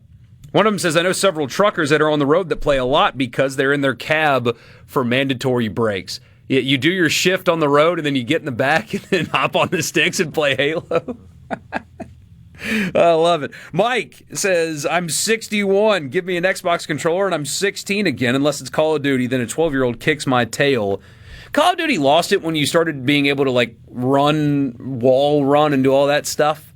Yeah. They made a World War II game that was unbelievable, and they've just completely gone away from that. It's all not modern, but like futuristic, and like you got people wearing clown costumes and stuff now. It just used to be like gritty and it's kind of turned into Fortnite kind of. Yeah, pretty much. Got a ball knower here. Akimbo 1887's 1v1 on Rust, no mercy. I love that. Somebody says, my son is about the same age as yours. Every so often I'll let him play Mario Kart. He's not the greatest, but he likes it. That's where I'm going to start. No free plugs. There's a store in town that sells like vintage video games and stuff. I'm going to get like an N64 or something like that and start there. Oh, you can get those emulators now. Can you really? Yeah. Like on an Xbox, you can get or PC that will basically do everything that your old Sega or N64, Really? all those old systems will do. Yeah, and it's amazing. You've got like all these games. Oh, that's awesome. Yeah, I need to look into that. I had no idea that was a thing. yeah. I wanted to play. This is many years ago. I wanted to play something that from when I was a kid. I think it was like Super Mario 3 or something that I played as a kid, but I don't know if I ever beat it or not, but I wanted to just go back and play it, and so I went and bought an emulator. It was like $40 at the time. Worth it. Yeah. Worth every penny. And it was like this, I remember this big gaming system when I was a kid, Yeah. and now it's just this tiny little thing, looks like a Fire Stick that you plug into your TV and you hook up your controller That's so to it. cool. Yeah. Somebody says, I played Halo in Iraq. First of all, thank you for your service. He says, connected several Xboxes together via internet cable. I remember LAN parties, LAN cables. And you would do it in like middle school and high school, and you would wake up, because you'd pass out, fall asleep unexpectedly, right? And you'd wake up, it's like 4:30 in the morning, and the music, like you wake up to the Halo theme music, which I need to figure out how to make that my alarm, because that really was such a pleasant wake up. You've trashed your buddy's basement, right? There's just stuff everywhere. There's chips and all that crap, and you're sleeping on a couch, and you hear that, and your eyes slowly open to that. Yeah, I need to figure that out, put that on my phone. That is funny, though, that people serving were out there playing Halo. Good stuff. Somebody says one of the best covers of all time in Sports Illustrated was the Archie Manning with a piece of grass in his mouth. Why have I not seen that? Am I insane? What? NCAA game? No, Sports Illustrated cover. Oh. Look that up. Gibbs says, just last week, my neighbor and I were trying to name all of the players who have been on the NCAA covers through the years. Can still see the covers featuring Chris Winkie and Joey Harrington. Wow. Yeah, I remember that. I'm old enough to remember those. I remember the first NCAA game I had had Ricky Williams on the cover. Oh, wow. Yeah. That's a deep cut right there. Yeah. Somebody says Battlefield's way better than Call of Duty now. Another one. I've got all these Sports Illustrated covers with Dak from 2014. I've got the ESPN magazine he was on as well. I'm going to get back to this message, though, on the MHSAA thing, because I do want to bring that up, but we'll kind of put a bow on this conversation here. Somebody says, have a Super Nintendo with Street Fighter at a hunting camp. I beat my boys like it's 1992. Oh, man. Somebody says, I caved my 5-year-old. It's Paw Patrol Mario Kart Edition out there now. Oh, goodness. Asteroids, that's a deep cut there. Somebody says, Rocket League is the game to play. I tried it. It was way too hard for me. Old Super Mario was awesome. Look at all these messages about video games. So what was the first video game system that you had? I had the Nintendo with the rectangle controllers that were they were a true rectangle. The original Nintendo. Yeah, played Mario and stuff on it. Yeah. And then got an N64, and then went the Xbox route. People want PlayStation, I want Xbox. Okay. So my first one, obviously, I was born in '82, so the first one I had was the Nintendo system. And it was the one that came in the big box, and most of you probably remember this one because it was, for many years, the best-selling video game system of all time. And it had the trackpad that you would plug up, and you could actually run. Although nobody would actually run on it because we're from Mississippi and we're lazy sometimes, we would use our hands to simulate running. And that game was fun for about, 10 minutes. Yeah. But the other thing that came in there was the duck hunt, where you had the little zapper, the little laser. And to this day, I don't understand how that technology worked.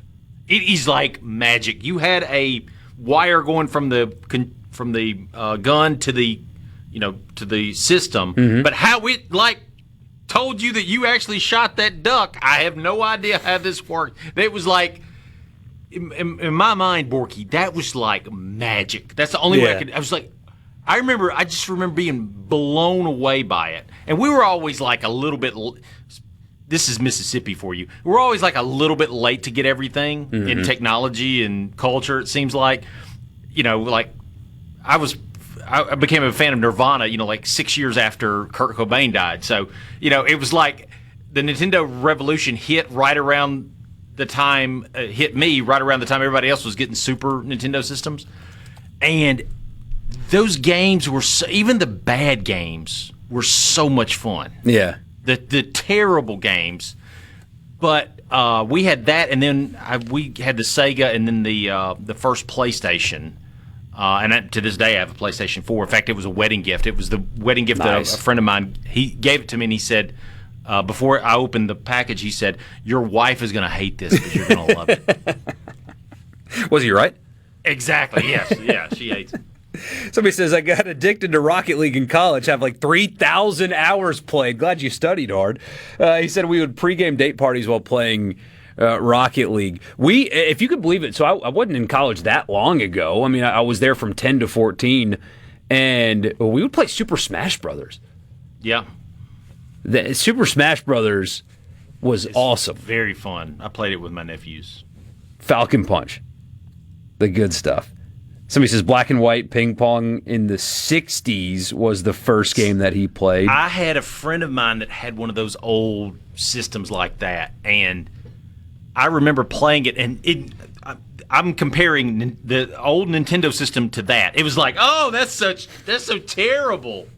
So he says, bunch of nerds listening, and he follows it up with this. You just spoke to our hearts. Same guy, bunch of nerds listening. You just spoke to our hearts. How in the world did that gun know I was shooting the bird? I would shoot the dog, and it knew that too. Yeah, the dog would didn't the dog frown or something? Something like that. Yeah, something like that. Oh, man. This is so funny. The Wii was legendary. Wii was fun. It had a good little run there. Do people still... It had its time. I mean, it was... When it came out, it was the most popular gaming system of all time, I believe. And that Wii, because it was so different, because you had to move to do it. You couldn't really fake it like the trackpad with your hands. Yeah. The problem with the Wii is when people are playing video games, they don't want to be up and moving. They want to sit and do nothing and just eat. So a lot of references to Atari, by the way. I never had one of those. I never had one. I don't think I've ever played one. Like I said, a friend of mine had I think it was like the Commander or whatever it was system that was, I mean, to me it was ancient. But those old game systems, you go back and look at them now, there's people that they make living on YouTube playing old video games. They're still very fun to play, even though the graphics and everything are not as good. Somebody says, we didn't play video games, we played outside. Hate you youngsters missed that. See, I didn't miss that. I played outside. Chickasaw County, I mean, the only reason we played video games because there's no other kids that lived within like a 12-mile radius of us. What we would do, I mean, we would run around the neighborhood all day, and then when it would be time for curfew, we got lucky that Xbox Live became a thing. I guess when I was in 4th or 5th grade is when it started. But we would play. I mean, we'd play all day, and then it'd be curfew, especially in middle school. And then we'd get on Xbox Live. Same group of us, like 10 dudes, all at our houses because it was curfew. And we had to go home, and we would play from 8 o'clock until 2, 3 o'clock in the morning every night. Had just as much fun doing that as messing around in the yard. We did get a question earlier, though. The volume of text are unbelievable. Really appreciate you guys listening. Oh my gosh, that theme music is something. But we've gotten a couple questions about this today. It involves Mississippi high school sports. There's been a change with how the private schools can count their students. I'll ask Will, because I don't really know what the heck's going on. And we'll give you the details when we come back. Sports Talk Mississippi, Pearl River Resort Studio. We'll be back in just a bit.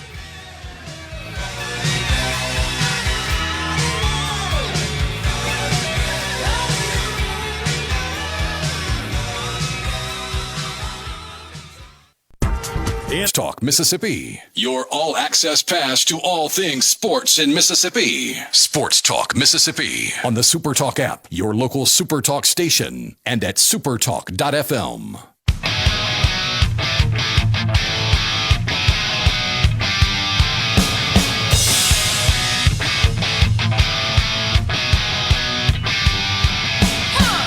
Welcome back, Sports Talk Mississippi. So we got this message earlier. Can you explain the measure passed by the MHSAA that applies a 1.5 multiplier to private schools that compete in the association? I didn't realize private schools even played in the MHSAA. I have not seen this anywhere else except for from Blake Levine on Facebook is where the only place that I could find this. So here's what he said. Breaking news, the MHSAA has passed a 1.5 multiplier for private schools that compete in the association. That means the private school enrollment numbers will be multiplied by 1.5, and that will be the number used for which level they compete in. The MHSAA counts grades 9 through 11 for reclassification. That will go into practice for the 27-28 season. So what does that mean? Basically, it moves all these private schools that are playing in the MHSAA, the public league, moves them up in classification. And I think the reason why you're doing this is because you have more private schools playing in the public school league. You have a lot of private schools that are trying to get out of the public school league because they can't compete with some of the larger private schools. For example, in the rest of Mississippi, outside of the Jackson metro area, your private schools are a lot smaller. They're more spaced out, basically. In the Jackson metro area, you have a ton of big private schools that dominate, especially when football. Mm-hmm. Football and baseball are the two sports that this impacts the most, in my opinion. In baseball this year, I believe it was PCS who plays in the MHSAA. I think they won the state championship in whatever classification they're in. But they're competing against smaller schools with less resources, in my opinion. So this would move them up to a larger classification. It basically kind of adjusts. That's the way that I'm looking at this. So, and Chris says, PCS won a 3A state championship in MHSAA. Another one says this is a hot topic. Ask the public schools in volleyball and soccer. So I don't know. Obviously, I don't know anything about that. I will know more as my kid grows up and starts playing sports and all that. Is the motivation behind this simply because the public schools can't pick and choose the kids that go to school there, and so this is a way to? They're not supposed to. No.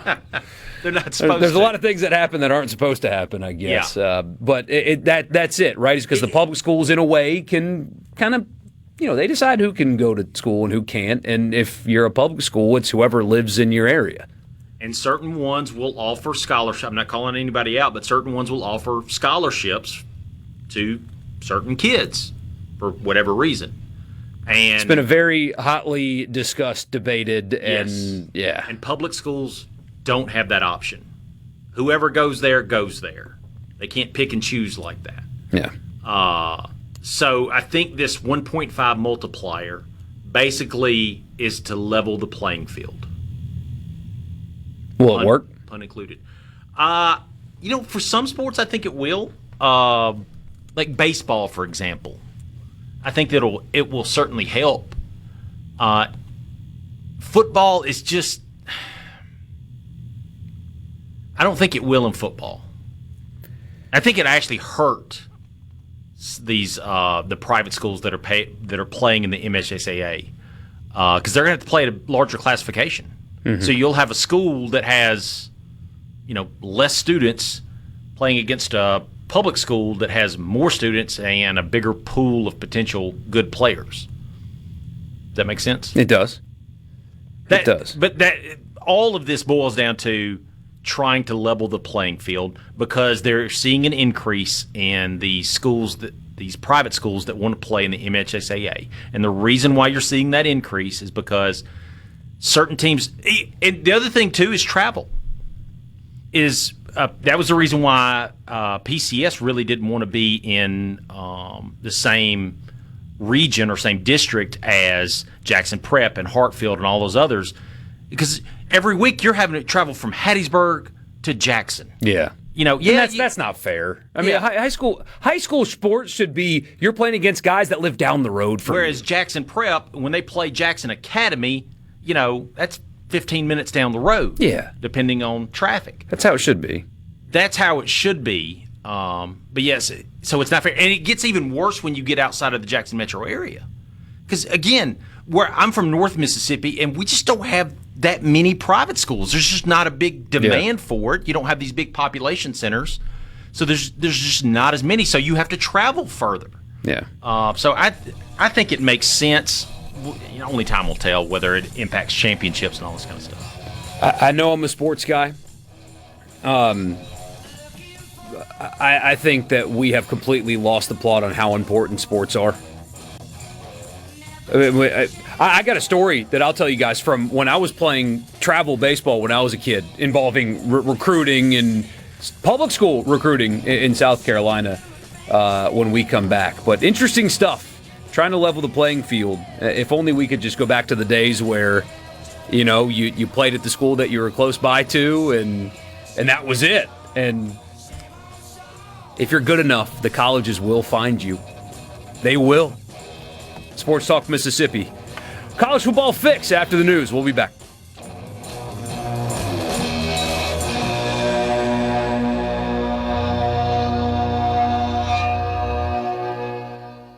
Happening in Mississippi sports. You'll hear about it first, right here.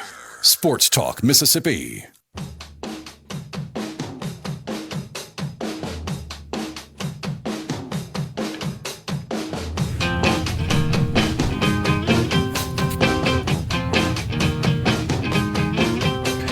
Hour number 3 already, Sports Talk Mississippi.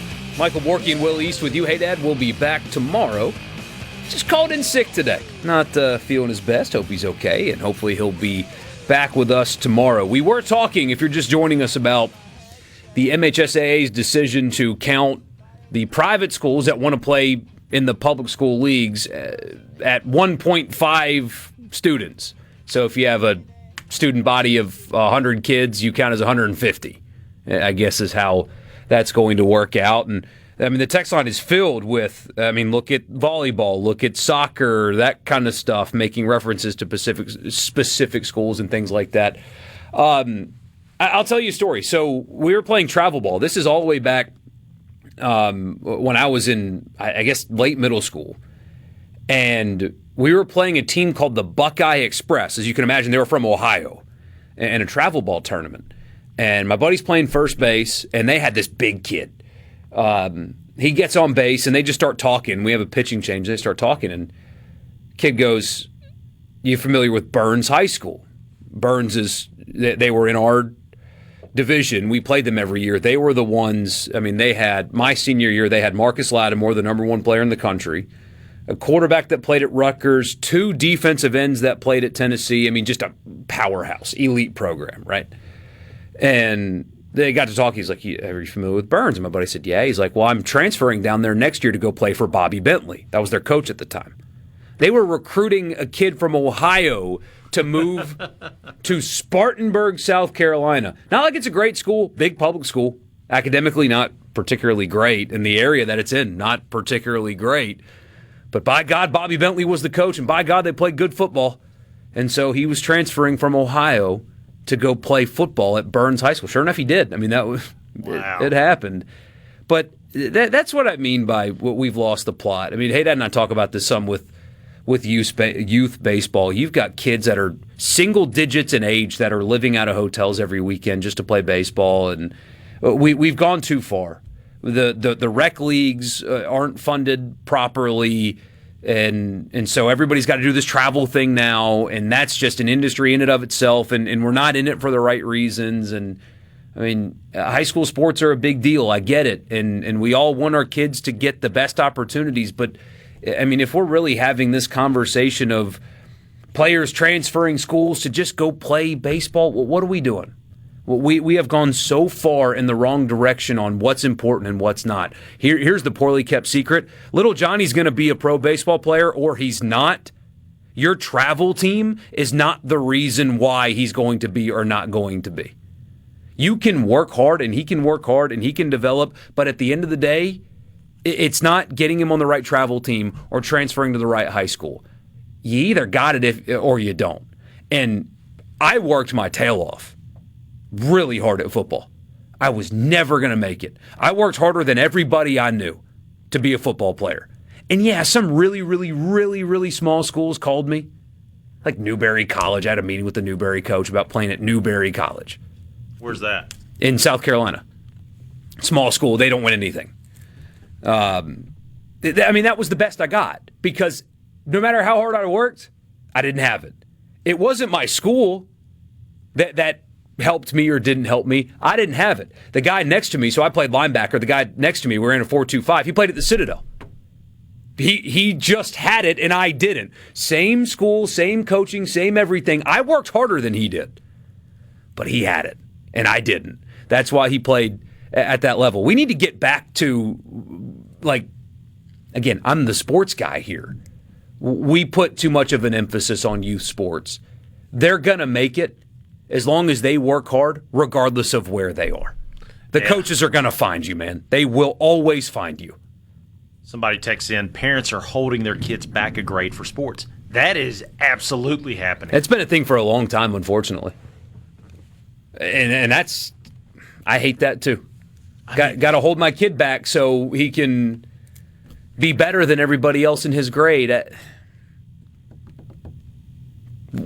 Shouldn't you just care about them, playing baseball, working hard, and then, making sure they get all A's, studying, trying to get college scholarships, academically? I don't know. There's got to be a dad out there going, I'm hoping for a January baby. Because January kids do better than December kids do. Somebody says, I'm a board member of a local rec league, and half the players opted out of All-Stars because of travel ball. Local pride is gone. I hate that, too. You see this in high school. I mean, especially in basketball, but other sports. You got kids transferring high schools. I don't know about you guys. Maybe I'm naive. There was something about putting so I say I grew up in Greenville, South Carolina. I grew up in a suburb called Malden. Mm-hmm. Getting to put Malden on my chest every day. That meant something to me. Like, I was proud of the fact that the whole town of Malden was at the game on Friday night. I remember when our baseball team, which was never that great, beat Caledonia. And it was like the big, because they were a powerhouse in these smaller classification. That was like the biggest event ever. But, every kid on our team was from our town. Every kid on their team was from their town. Yeah. And that mattered to you. Yeah. It means something. And we're just kind of losing that. And in the rec league, I hate to hear that because we don't invest in rec leagues anymore. What happened to that? Why are rec leagues not the thing that we care the most about? Again, a really super talented high school teammate of mine. He was really, really, really poor. His parents weren't around. I don't know what they did, but they weren't at home. He was home alone all the time. He was really poor. He didn't have cleats really. I mean, they were just, and he just every day, worked his tail off. He didn't get to do any special stuff. None of that. But he played rec ball, and he made it. He got to play in college. He didn't make it to the pros because nobody makes it in the pros, but no travel teams, no nothing, no money, no special tournaments. Played rec ball. Got to high school, made the high school team, and that's all he did. And he got to play in college. Yeah. Because he just was good enough to do it, and they found him anyway. We'll get to the college football fix here in a second. Somebody says, Borky's exactly right. By 14, you absolutely know what kids have the potential to play Division I. I wish someone would have broke the news to me when I was younger. Yeah, for sure. And yeah, somebody says 100% agree with small exception on kickers. Most college coaches don't know. Well, okay, I'll tell you what. You're on to something there. Because I have seen, and you see it all over, there are a bunch of small college kickers. You're like, what the heck's this kid not doing in the SEC? Like, how on earth is this guy where he is? I hear you there. Paul says, I hear you talking about sports for 3 hours, but I've never heard anyone talk about STEM and its benefits for schooling for 3 hours. Go figure. Well, hey, look, sports are important in my life. When I was a kid, they provided a distraction for me. I had some home stuff that I needed to get distracted from, and sports helped. Talking about sports and listening to people talk about sports kind of takes you away from the realities of a hard life a little bit. They teach good lessons to young people about being on a team and supporting others and pulling the rope in the same direction. All those things, they matter for sure. But what we've done is we have made them matter the most. Yeah. But anyway. Yes, and Mike, you're right. It is a sports talk show after all, but yeah. Somebody says with the video feed that's available, you don't have to leave Ohio to go to South Carolina to play ball now. Make some clips and stay local. You'll get discovered. That's another thing. You don't have to go play at some fancy high school. You can play 1A ball. Put your highlights online. I mean, these poor kids think that I can help. I get DMs and stuff from prospects with their highlight tapes. Really? Sending them to me like, hey, can you spread this around? And of course it's like, the coaches don't care about what I have to say, but that's what you do. They will see you if that happens. They will find you. I mean, this is a much bigger scale, but how do you think Charlie Weiss Jr. found Trinidad Chambliss? Hey, you never know. It was online highlights. If I have the story correct, they were just looking at highlights online. Yeah. They're like, hey, Ferris State, this kid can play. Where did he come from? You never know. Go to your school's computer lab or your local library, cut up some highlight tapes, and send them out everywhere. They will find you eventually. That's all you got to do. A great example, a Mississippi example, Joe Horn. A Saints example, Joe Horn. You know how he got discovered? He sent literal videotapes to people. He sent one to Jerry Rice. I love that. Okay? And that's how he got discovered. Then he went to the CFL, and then the rest is history. Yeah. All right. So we'll put that to bed. Sorry, some people on the text line call me Soapbox Borky. That was one right there. But we're having to reclassify high schools just to try to level the playing field. I don't know. Hope you guys enjoyed that conversation. We will talk college football when we come back. Sports Talk Mississippi. Pete Golding responded to some things that Lane Kiffin had to say to Chris Lowe. I will give you the quotes. What do you think about them? Let us know. We'll be back in just a bit.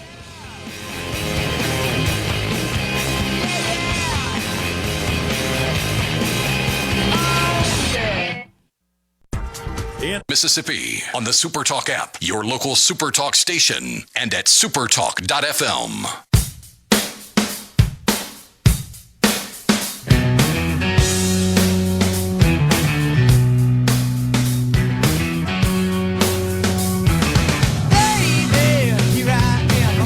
Welcome back, Sports Talk Mississippi. Literally the last thing I promise. The specialization as well. Forcing kids to specialize at 8, 9, 10 years old. Let them play all the sports. I promise you, the college coaches want them to play all the sports. Let them. We've talked to college coaches on this show and asked them that question, and they will tell you they want the kids to be diverse in the sports that they play. Play football in the fall, basketball in the winter, baseball in the spring, do it all. Specializing is bad, especially at a young age. But Pete Golding had some things to say about Lane Kiffin. Finally got a response. We'll tell you what he said for the College Football Fix.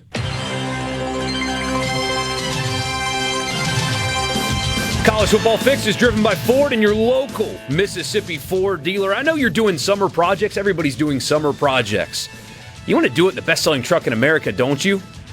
If you've got a family, if you've got soccer practice, speaking of sports, you got plenty of space in the cab, you've got the bed to throw the equipment in, big enough, powerful enough to tow your boat to the beach or the lake or whatever you need to do. It's the F-150. Everybody, you just say F-150 and everybody knows what you're talking about. It's the best-selling truck in America. Has been for 50 years. Test drive one this weekend when you're not watching baseball at your local Mississippi Ford dealer. So as you guys know, Lane Kiffin has done a lot of talking about Ole Miss this offseason. Article after article after article. Chris Lowe of On3 finally got Pete Golding to respond and talk on record about that situation. Here's a quote from, a few quotes actually, but I'll just kind of go one by one. First, again, this is all from Pete Golding. I still get probably 10 texts a day from Lane, a lot of the same screenshots everybody else does and everything else. When it first occurred, his leaving for LSU, there wasn't any bad blood. That's a great job. But then some things occurred throughout the process and we didn't talk for a little bit. Finally, I was like, hey, man, look, there's a professional side of this, and then there's a personal side of this. But from a personal standpoint, I had to get some things off my chest on how things went down, and I did. End quote. Golding, this is reading from the article, Chris Lowe on 3.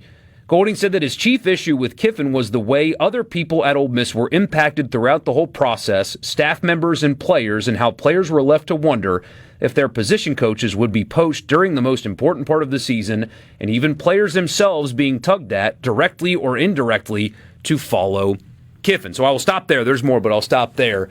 It was reported at the time that there was a confrontation in the facility where Pete Golding, again, this is reported, this was not confirmed in the article, that Pete Golding went up to Lane and said, you're not here. You're not coaching here anymore, so why don't you go ahead and leave? Get out. This isn't your office anymore. You chose to go. And we don't need to, relitigate the entire thing, but this is finally somebody on record talking about that it's more than just leaving for LSU or not leaving for LSU. It's the way people around that program were treated, the stuff being up in the air, the lack of clarity, the fact that they played good football around that, it's a minor miracle, to be honest with you. Those guys, those players, those coaches, and it's not, Charlie Weiss Jr. is going to be fine regardless. He's got a 7-figure salary, right? He's fine. It's the video assistants, those people, the recruiting staffers that don't make a lot of money, that work 16-hour days every day, that had no idea what their future was going to be, while they're also trying to get a team prepared for the playoff. And there were a lot of actual human beings that were affected by that. And so when people had this debate of, well, of course you leave for LSU, it's not leaving for LSU. It's the way you conduct yourself on the way out the door that was a problem.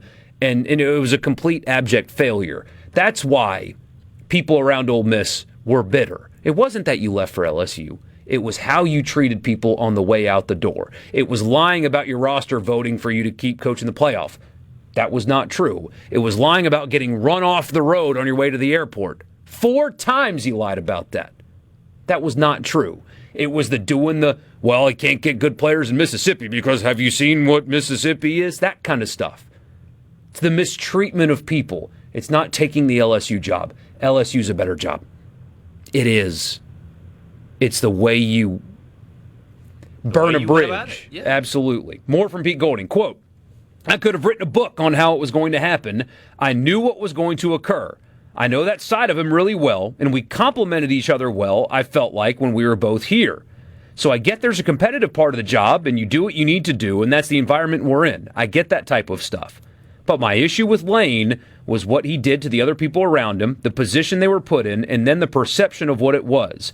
I just told him, I'm not going to sit here and tell you I can respect that because I don't. I can understand the competitive part, but not the rest of it with the players and the other people in this building. Here's more. I think there was part of it that he doesn't want this place to have success because then Lane Kiffin wouldn't have anything to do with it, right? That's it. That's the point. If Ole Miss wins 10 games this year, he thinks it looks bad on him. Yes. Because they did it without me. You don't want your ex to go out there and start dating a hottie. Nope. All right? Absolutely not. He said, I'm not saying he wishes anything bad upon us. I just think there's a competitive part of everybody when they leave a certain place. Very few people, in my opinion, that truly want what's best for the place when they leave for another job. They want to be able to pat themselves on the back and say, hey, I was the reason for that. I knew that was always going to be the case with this one in Lane. Just like if you leave a defensive coordinator job, go take another one and get 40 points scored on you, then you suck. So, a lot there. Straight up, saying what a lot of people thought and understood. There's a few things to take away from this. One, I think if you're an Ole Miss fan listening, it's obvious that Pete Golding cares about you and the people there. Cares about the people. And does that mean he's going to win football games? I don't know. But this is evidence of somebody that is defending you. That's what this is. Going on record to talk to Chris Lowe and doing that is in defense of you and your players and in your institution and the way that went down. So, from that perspective, you have to like that. You have to feel good about that. I will say, though, I've been on record on this show. I think the less Ole Miss talks, the better.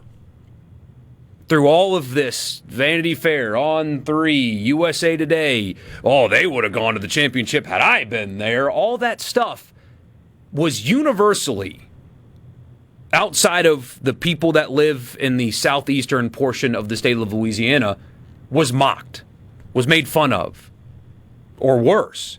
The entirety of sports media was like, this guy sucks. What is he talking? Why is he still talking about that? The best thing Ole Miss did in that was not respond. When the Vanity Fair article came out, didn't respond. I understand and sympathize with the frustration, especially around the tampering stuff and this as well. So talking about it, I sympathize. I still think moving forward, Ole Miss's best course when it comes to Lane Kiffin and those kind of things, just don't say anything at all. Don't even respond. And this is well put, eloquently said. I wouldn't go there. I wouldn't respond. I wouldn't talk about him on record. My answer moving forward would be, I don't have time to think about the past. I've got to worry about this football team and the Louisville game coming up in week 1. That's all I can think about. That's all I care about. It's good stuff. But just let him do his thing. Because nationally, people don't think it's cute anymore.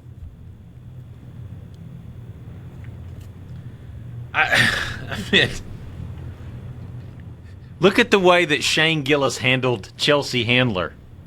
What did he say? That's a big moment for her. I'm really happy for her. That's a big moment for her. Yeah. I'm really happy for her. By the way, I'm playing the football stadium in Philly on June 17th. That was his response. Yeah. He didn't say, this. He didn't go into detail. He just said, I'm glad for him. Somebody says, Pete will do the same thing if he gets the chance. Y'all can build him up now just like y'all did Kiffin, but when a better job comes offered, he's gone. You have completely and totally missed the point. Completely and totally missed the point. It's not about leaving. It's about caring. I will not be at SuperTalk Mississippi forever. I would love to retire here. That'd be great. But eventually I will not be working here anymore. But the people here have supported me and cared about me in ways that most employers don't, and put up with stuff from me that most employers wouldn't have. I would never leave this place and speak negatively about this place. No. Ever. Because of what this place has done for me. And Lane Kiffin's he did a lot worse when he was at Ole Miss, and they supported him and dealt with it. And Pete Golding, if Alabama comes open and he goes and takes the Alabama job, he will never, and I mean never, talk about Mississippi and bring up race. He will never do that. So no, they're not the same thing. Guy's a Mississippian. He would never do that to this state. But Lane, that is Lane. Yep. He doesn't want the ex to have success post-relationship. And I get that. I do. I get that. That is understandable. Sports Talk Mississippi. That's your college football fix, driven by Ford and your local Mississippi Ford dealer. Some of your messages have come in on this. We will get to a few of those when we come back. Stick with us.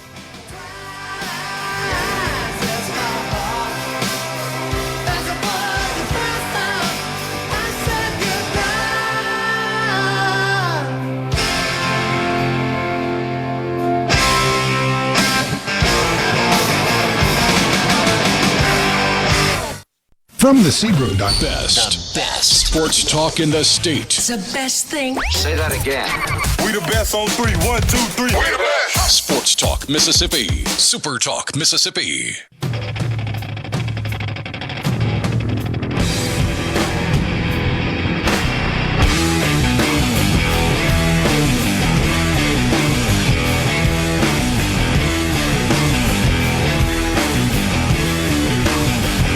Welcome back, Sports Talk Mississippi. Ed in Columbus on the text line says, do you really believe that Golding said all that? I'm a state fan, or state man through and through. Pete doesn't give a rat's behind about Lane and his antics.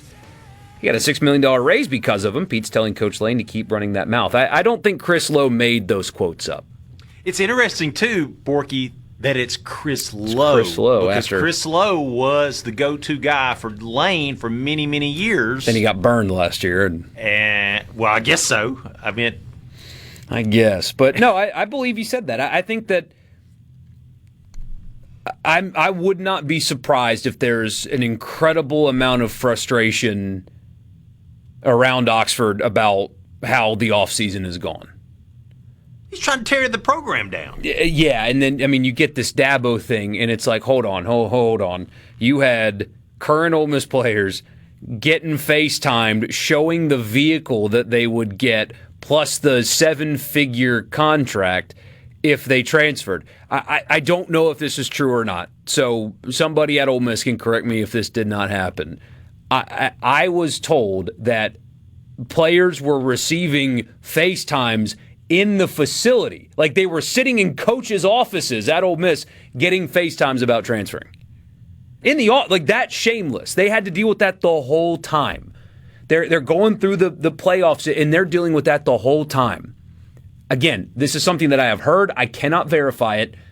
I was told that at a playoff practice, one of the holdover assistants was caught talking to a player about transferring on the practice field. So they deal with that kind of stuff the entire time.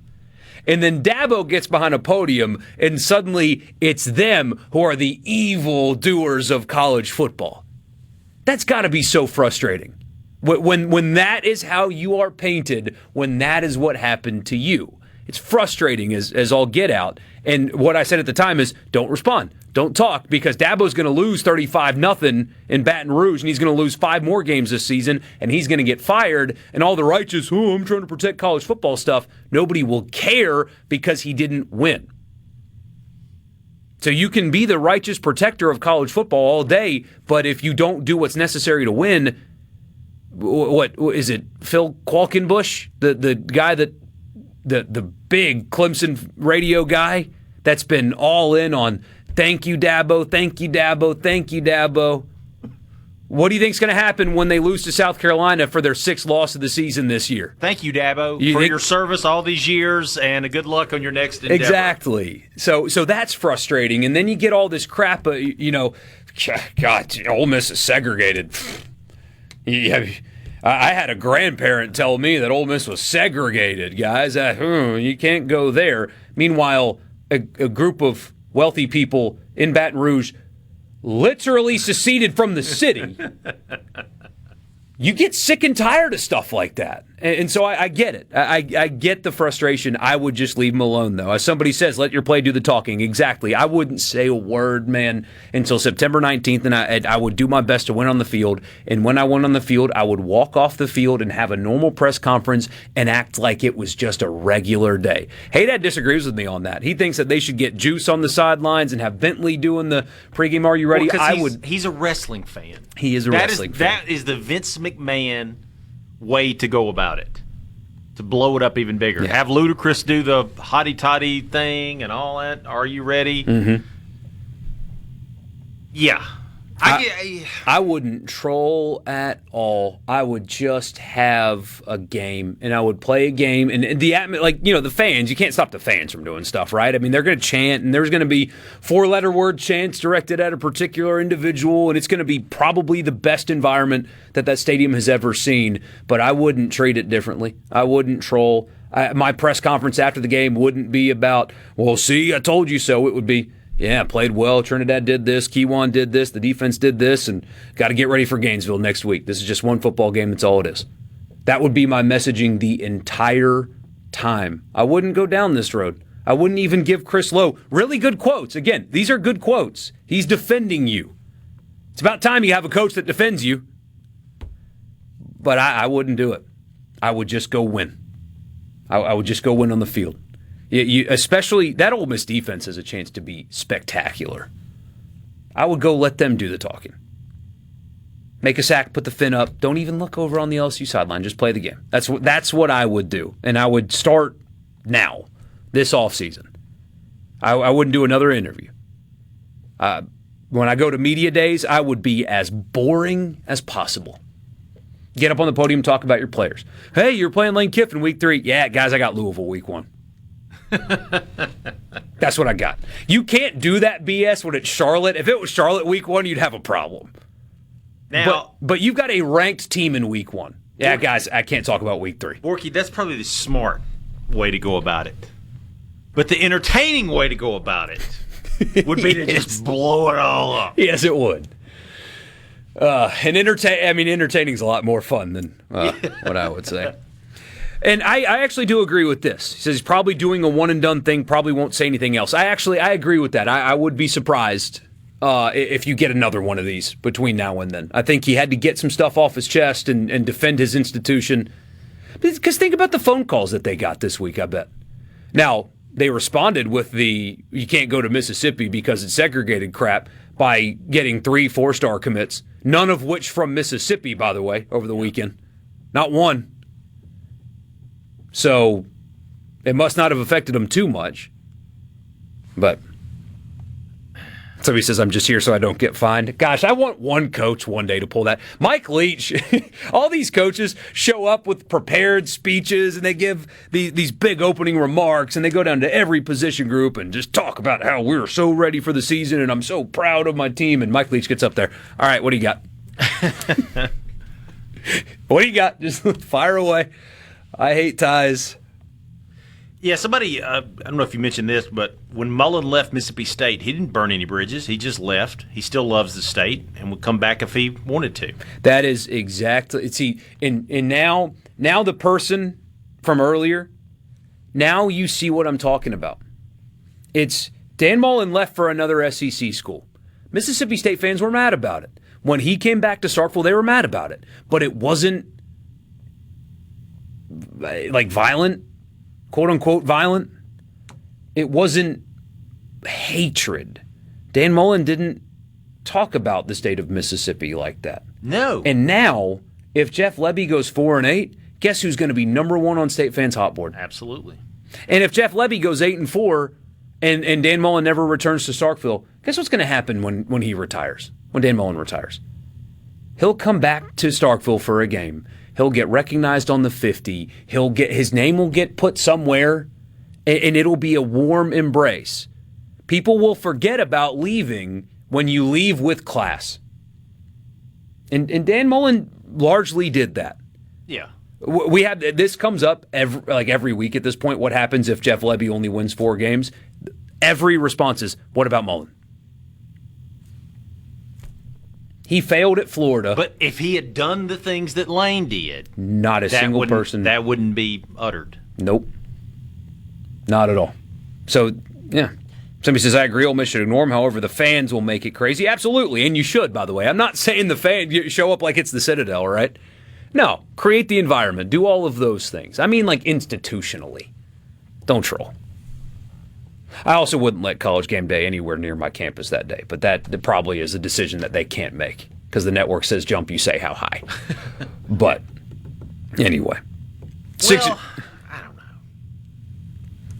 I'd let them stir it up. But here, what cracks me up, though, is I have a feeling the students that actually are willing to get there early to go to College Game Day maybe wouldn't do this.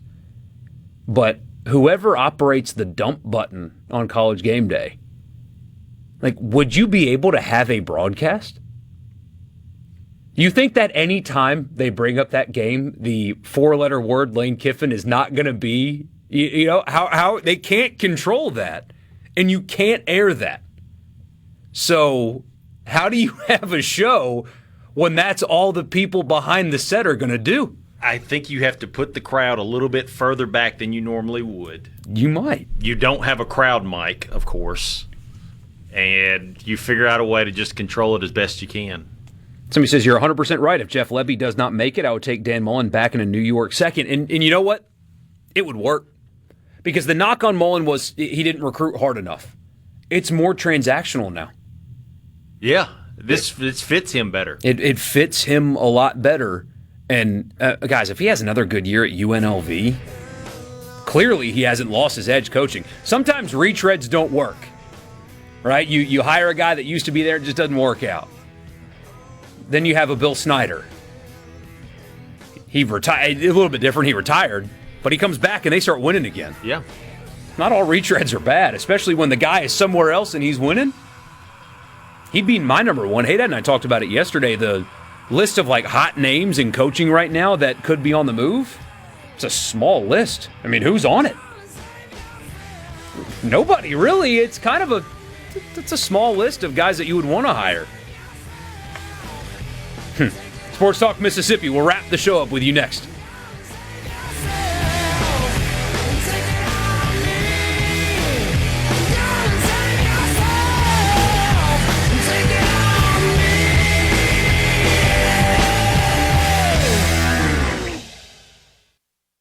From the Venable. We have a special surprise for everyone. Give it to me. More Sports Talk Mississippi right now on Super Talk Mississippi.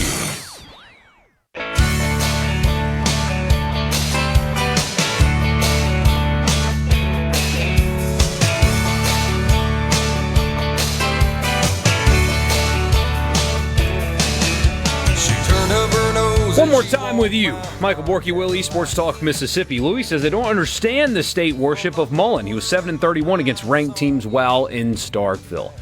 Well, I mean, Jeff Lebby is 7-18 against all teams right now in Starkville. He has one SEC win in 2 years.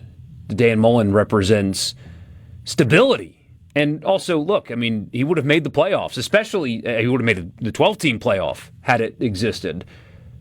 When it goes to 24, he would have made it a good bit. It's stability, and it's somebody that won on a consistent basis. You didn't have 2-10s. You didn't have years where you were non-competitive. Especially in this era, I think that he'd be able to get players and would portal well and would bring them back to consistency. And when the playoff expands to 24, he would build teams that are good enough to make the playoff. His worst season was his first season when the cupboard was fairly bare. Didn't exist, yeah. And he won 3 conference games that year. There's another 5-7 in there, but they won the Egg Bowl. Was that? Gosh, what year was that? Let's see. In 2016, they went 6-7. Yes. That's why. Stability, comfort, consistency. And again, when that playoff expands, I don't like the 2014 playoff. I hate it, actually. But the access that your teams would have to it just increases. It doubles, literally doubles. I guess that's the math, right? 12 times 2 is 24. Yeah, it doubles. So that's why. And then we go, of course, get a Cousin Eddie picture mixed in there. But you take it. That you would take it right now. People, complain about his personality. You don't care. Was Nick Saban the nicest guy who walked in the room? You don't care. Also, part of his personality, though, was he hated Ole Miss. And even if it was an act. The school up north. He hated Ole Miss. That helps. I mean, imagine. Billboard wars. That's all Mullen. Imagine if State loses another Egg Bowl. What the feeling in that game is going to be like. It'll be great to have a coach sit there and say, I hate those guys, and I'm going to try to beat them. That'll feel good after you've been unable to for a while now. So, there you go. 601-879-4395, the C-Spire text line. We will, of course, talk so much more baseball this week with Super Regionals upcoming.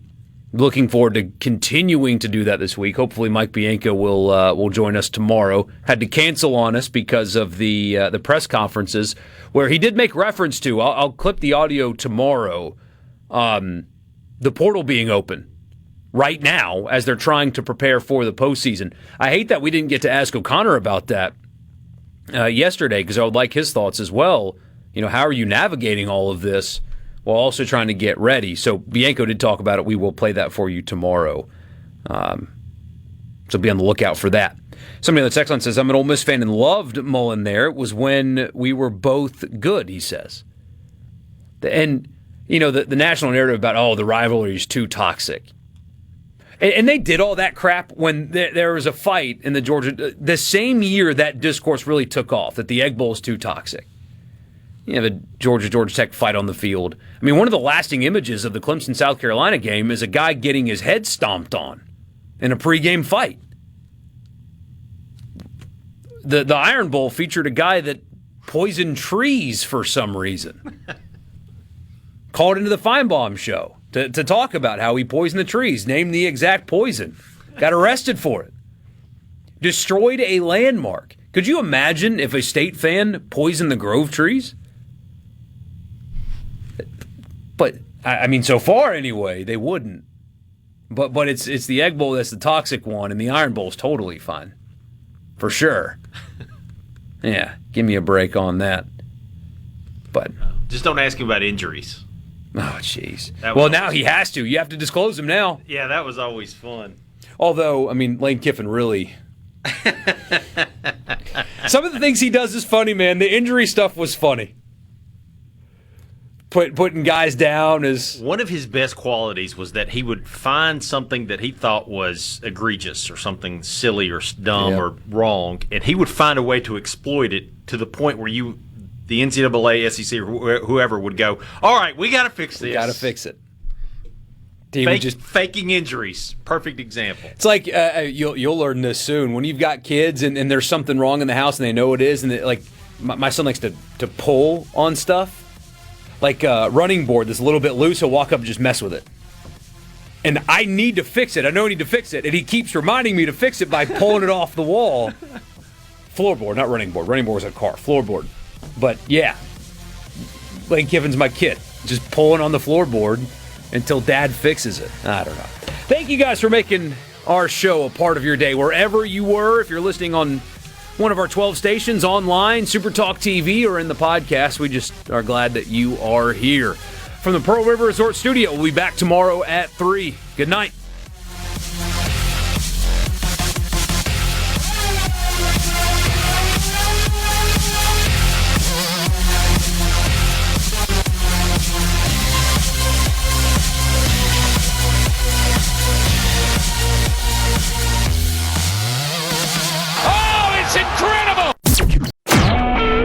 SuperTalk Mississippi Media Production.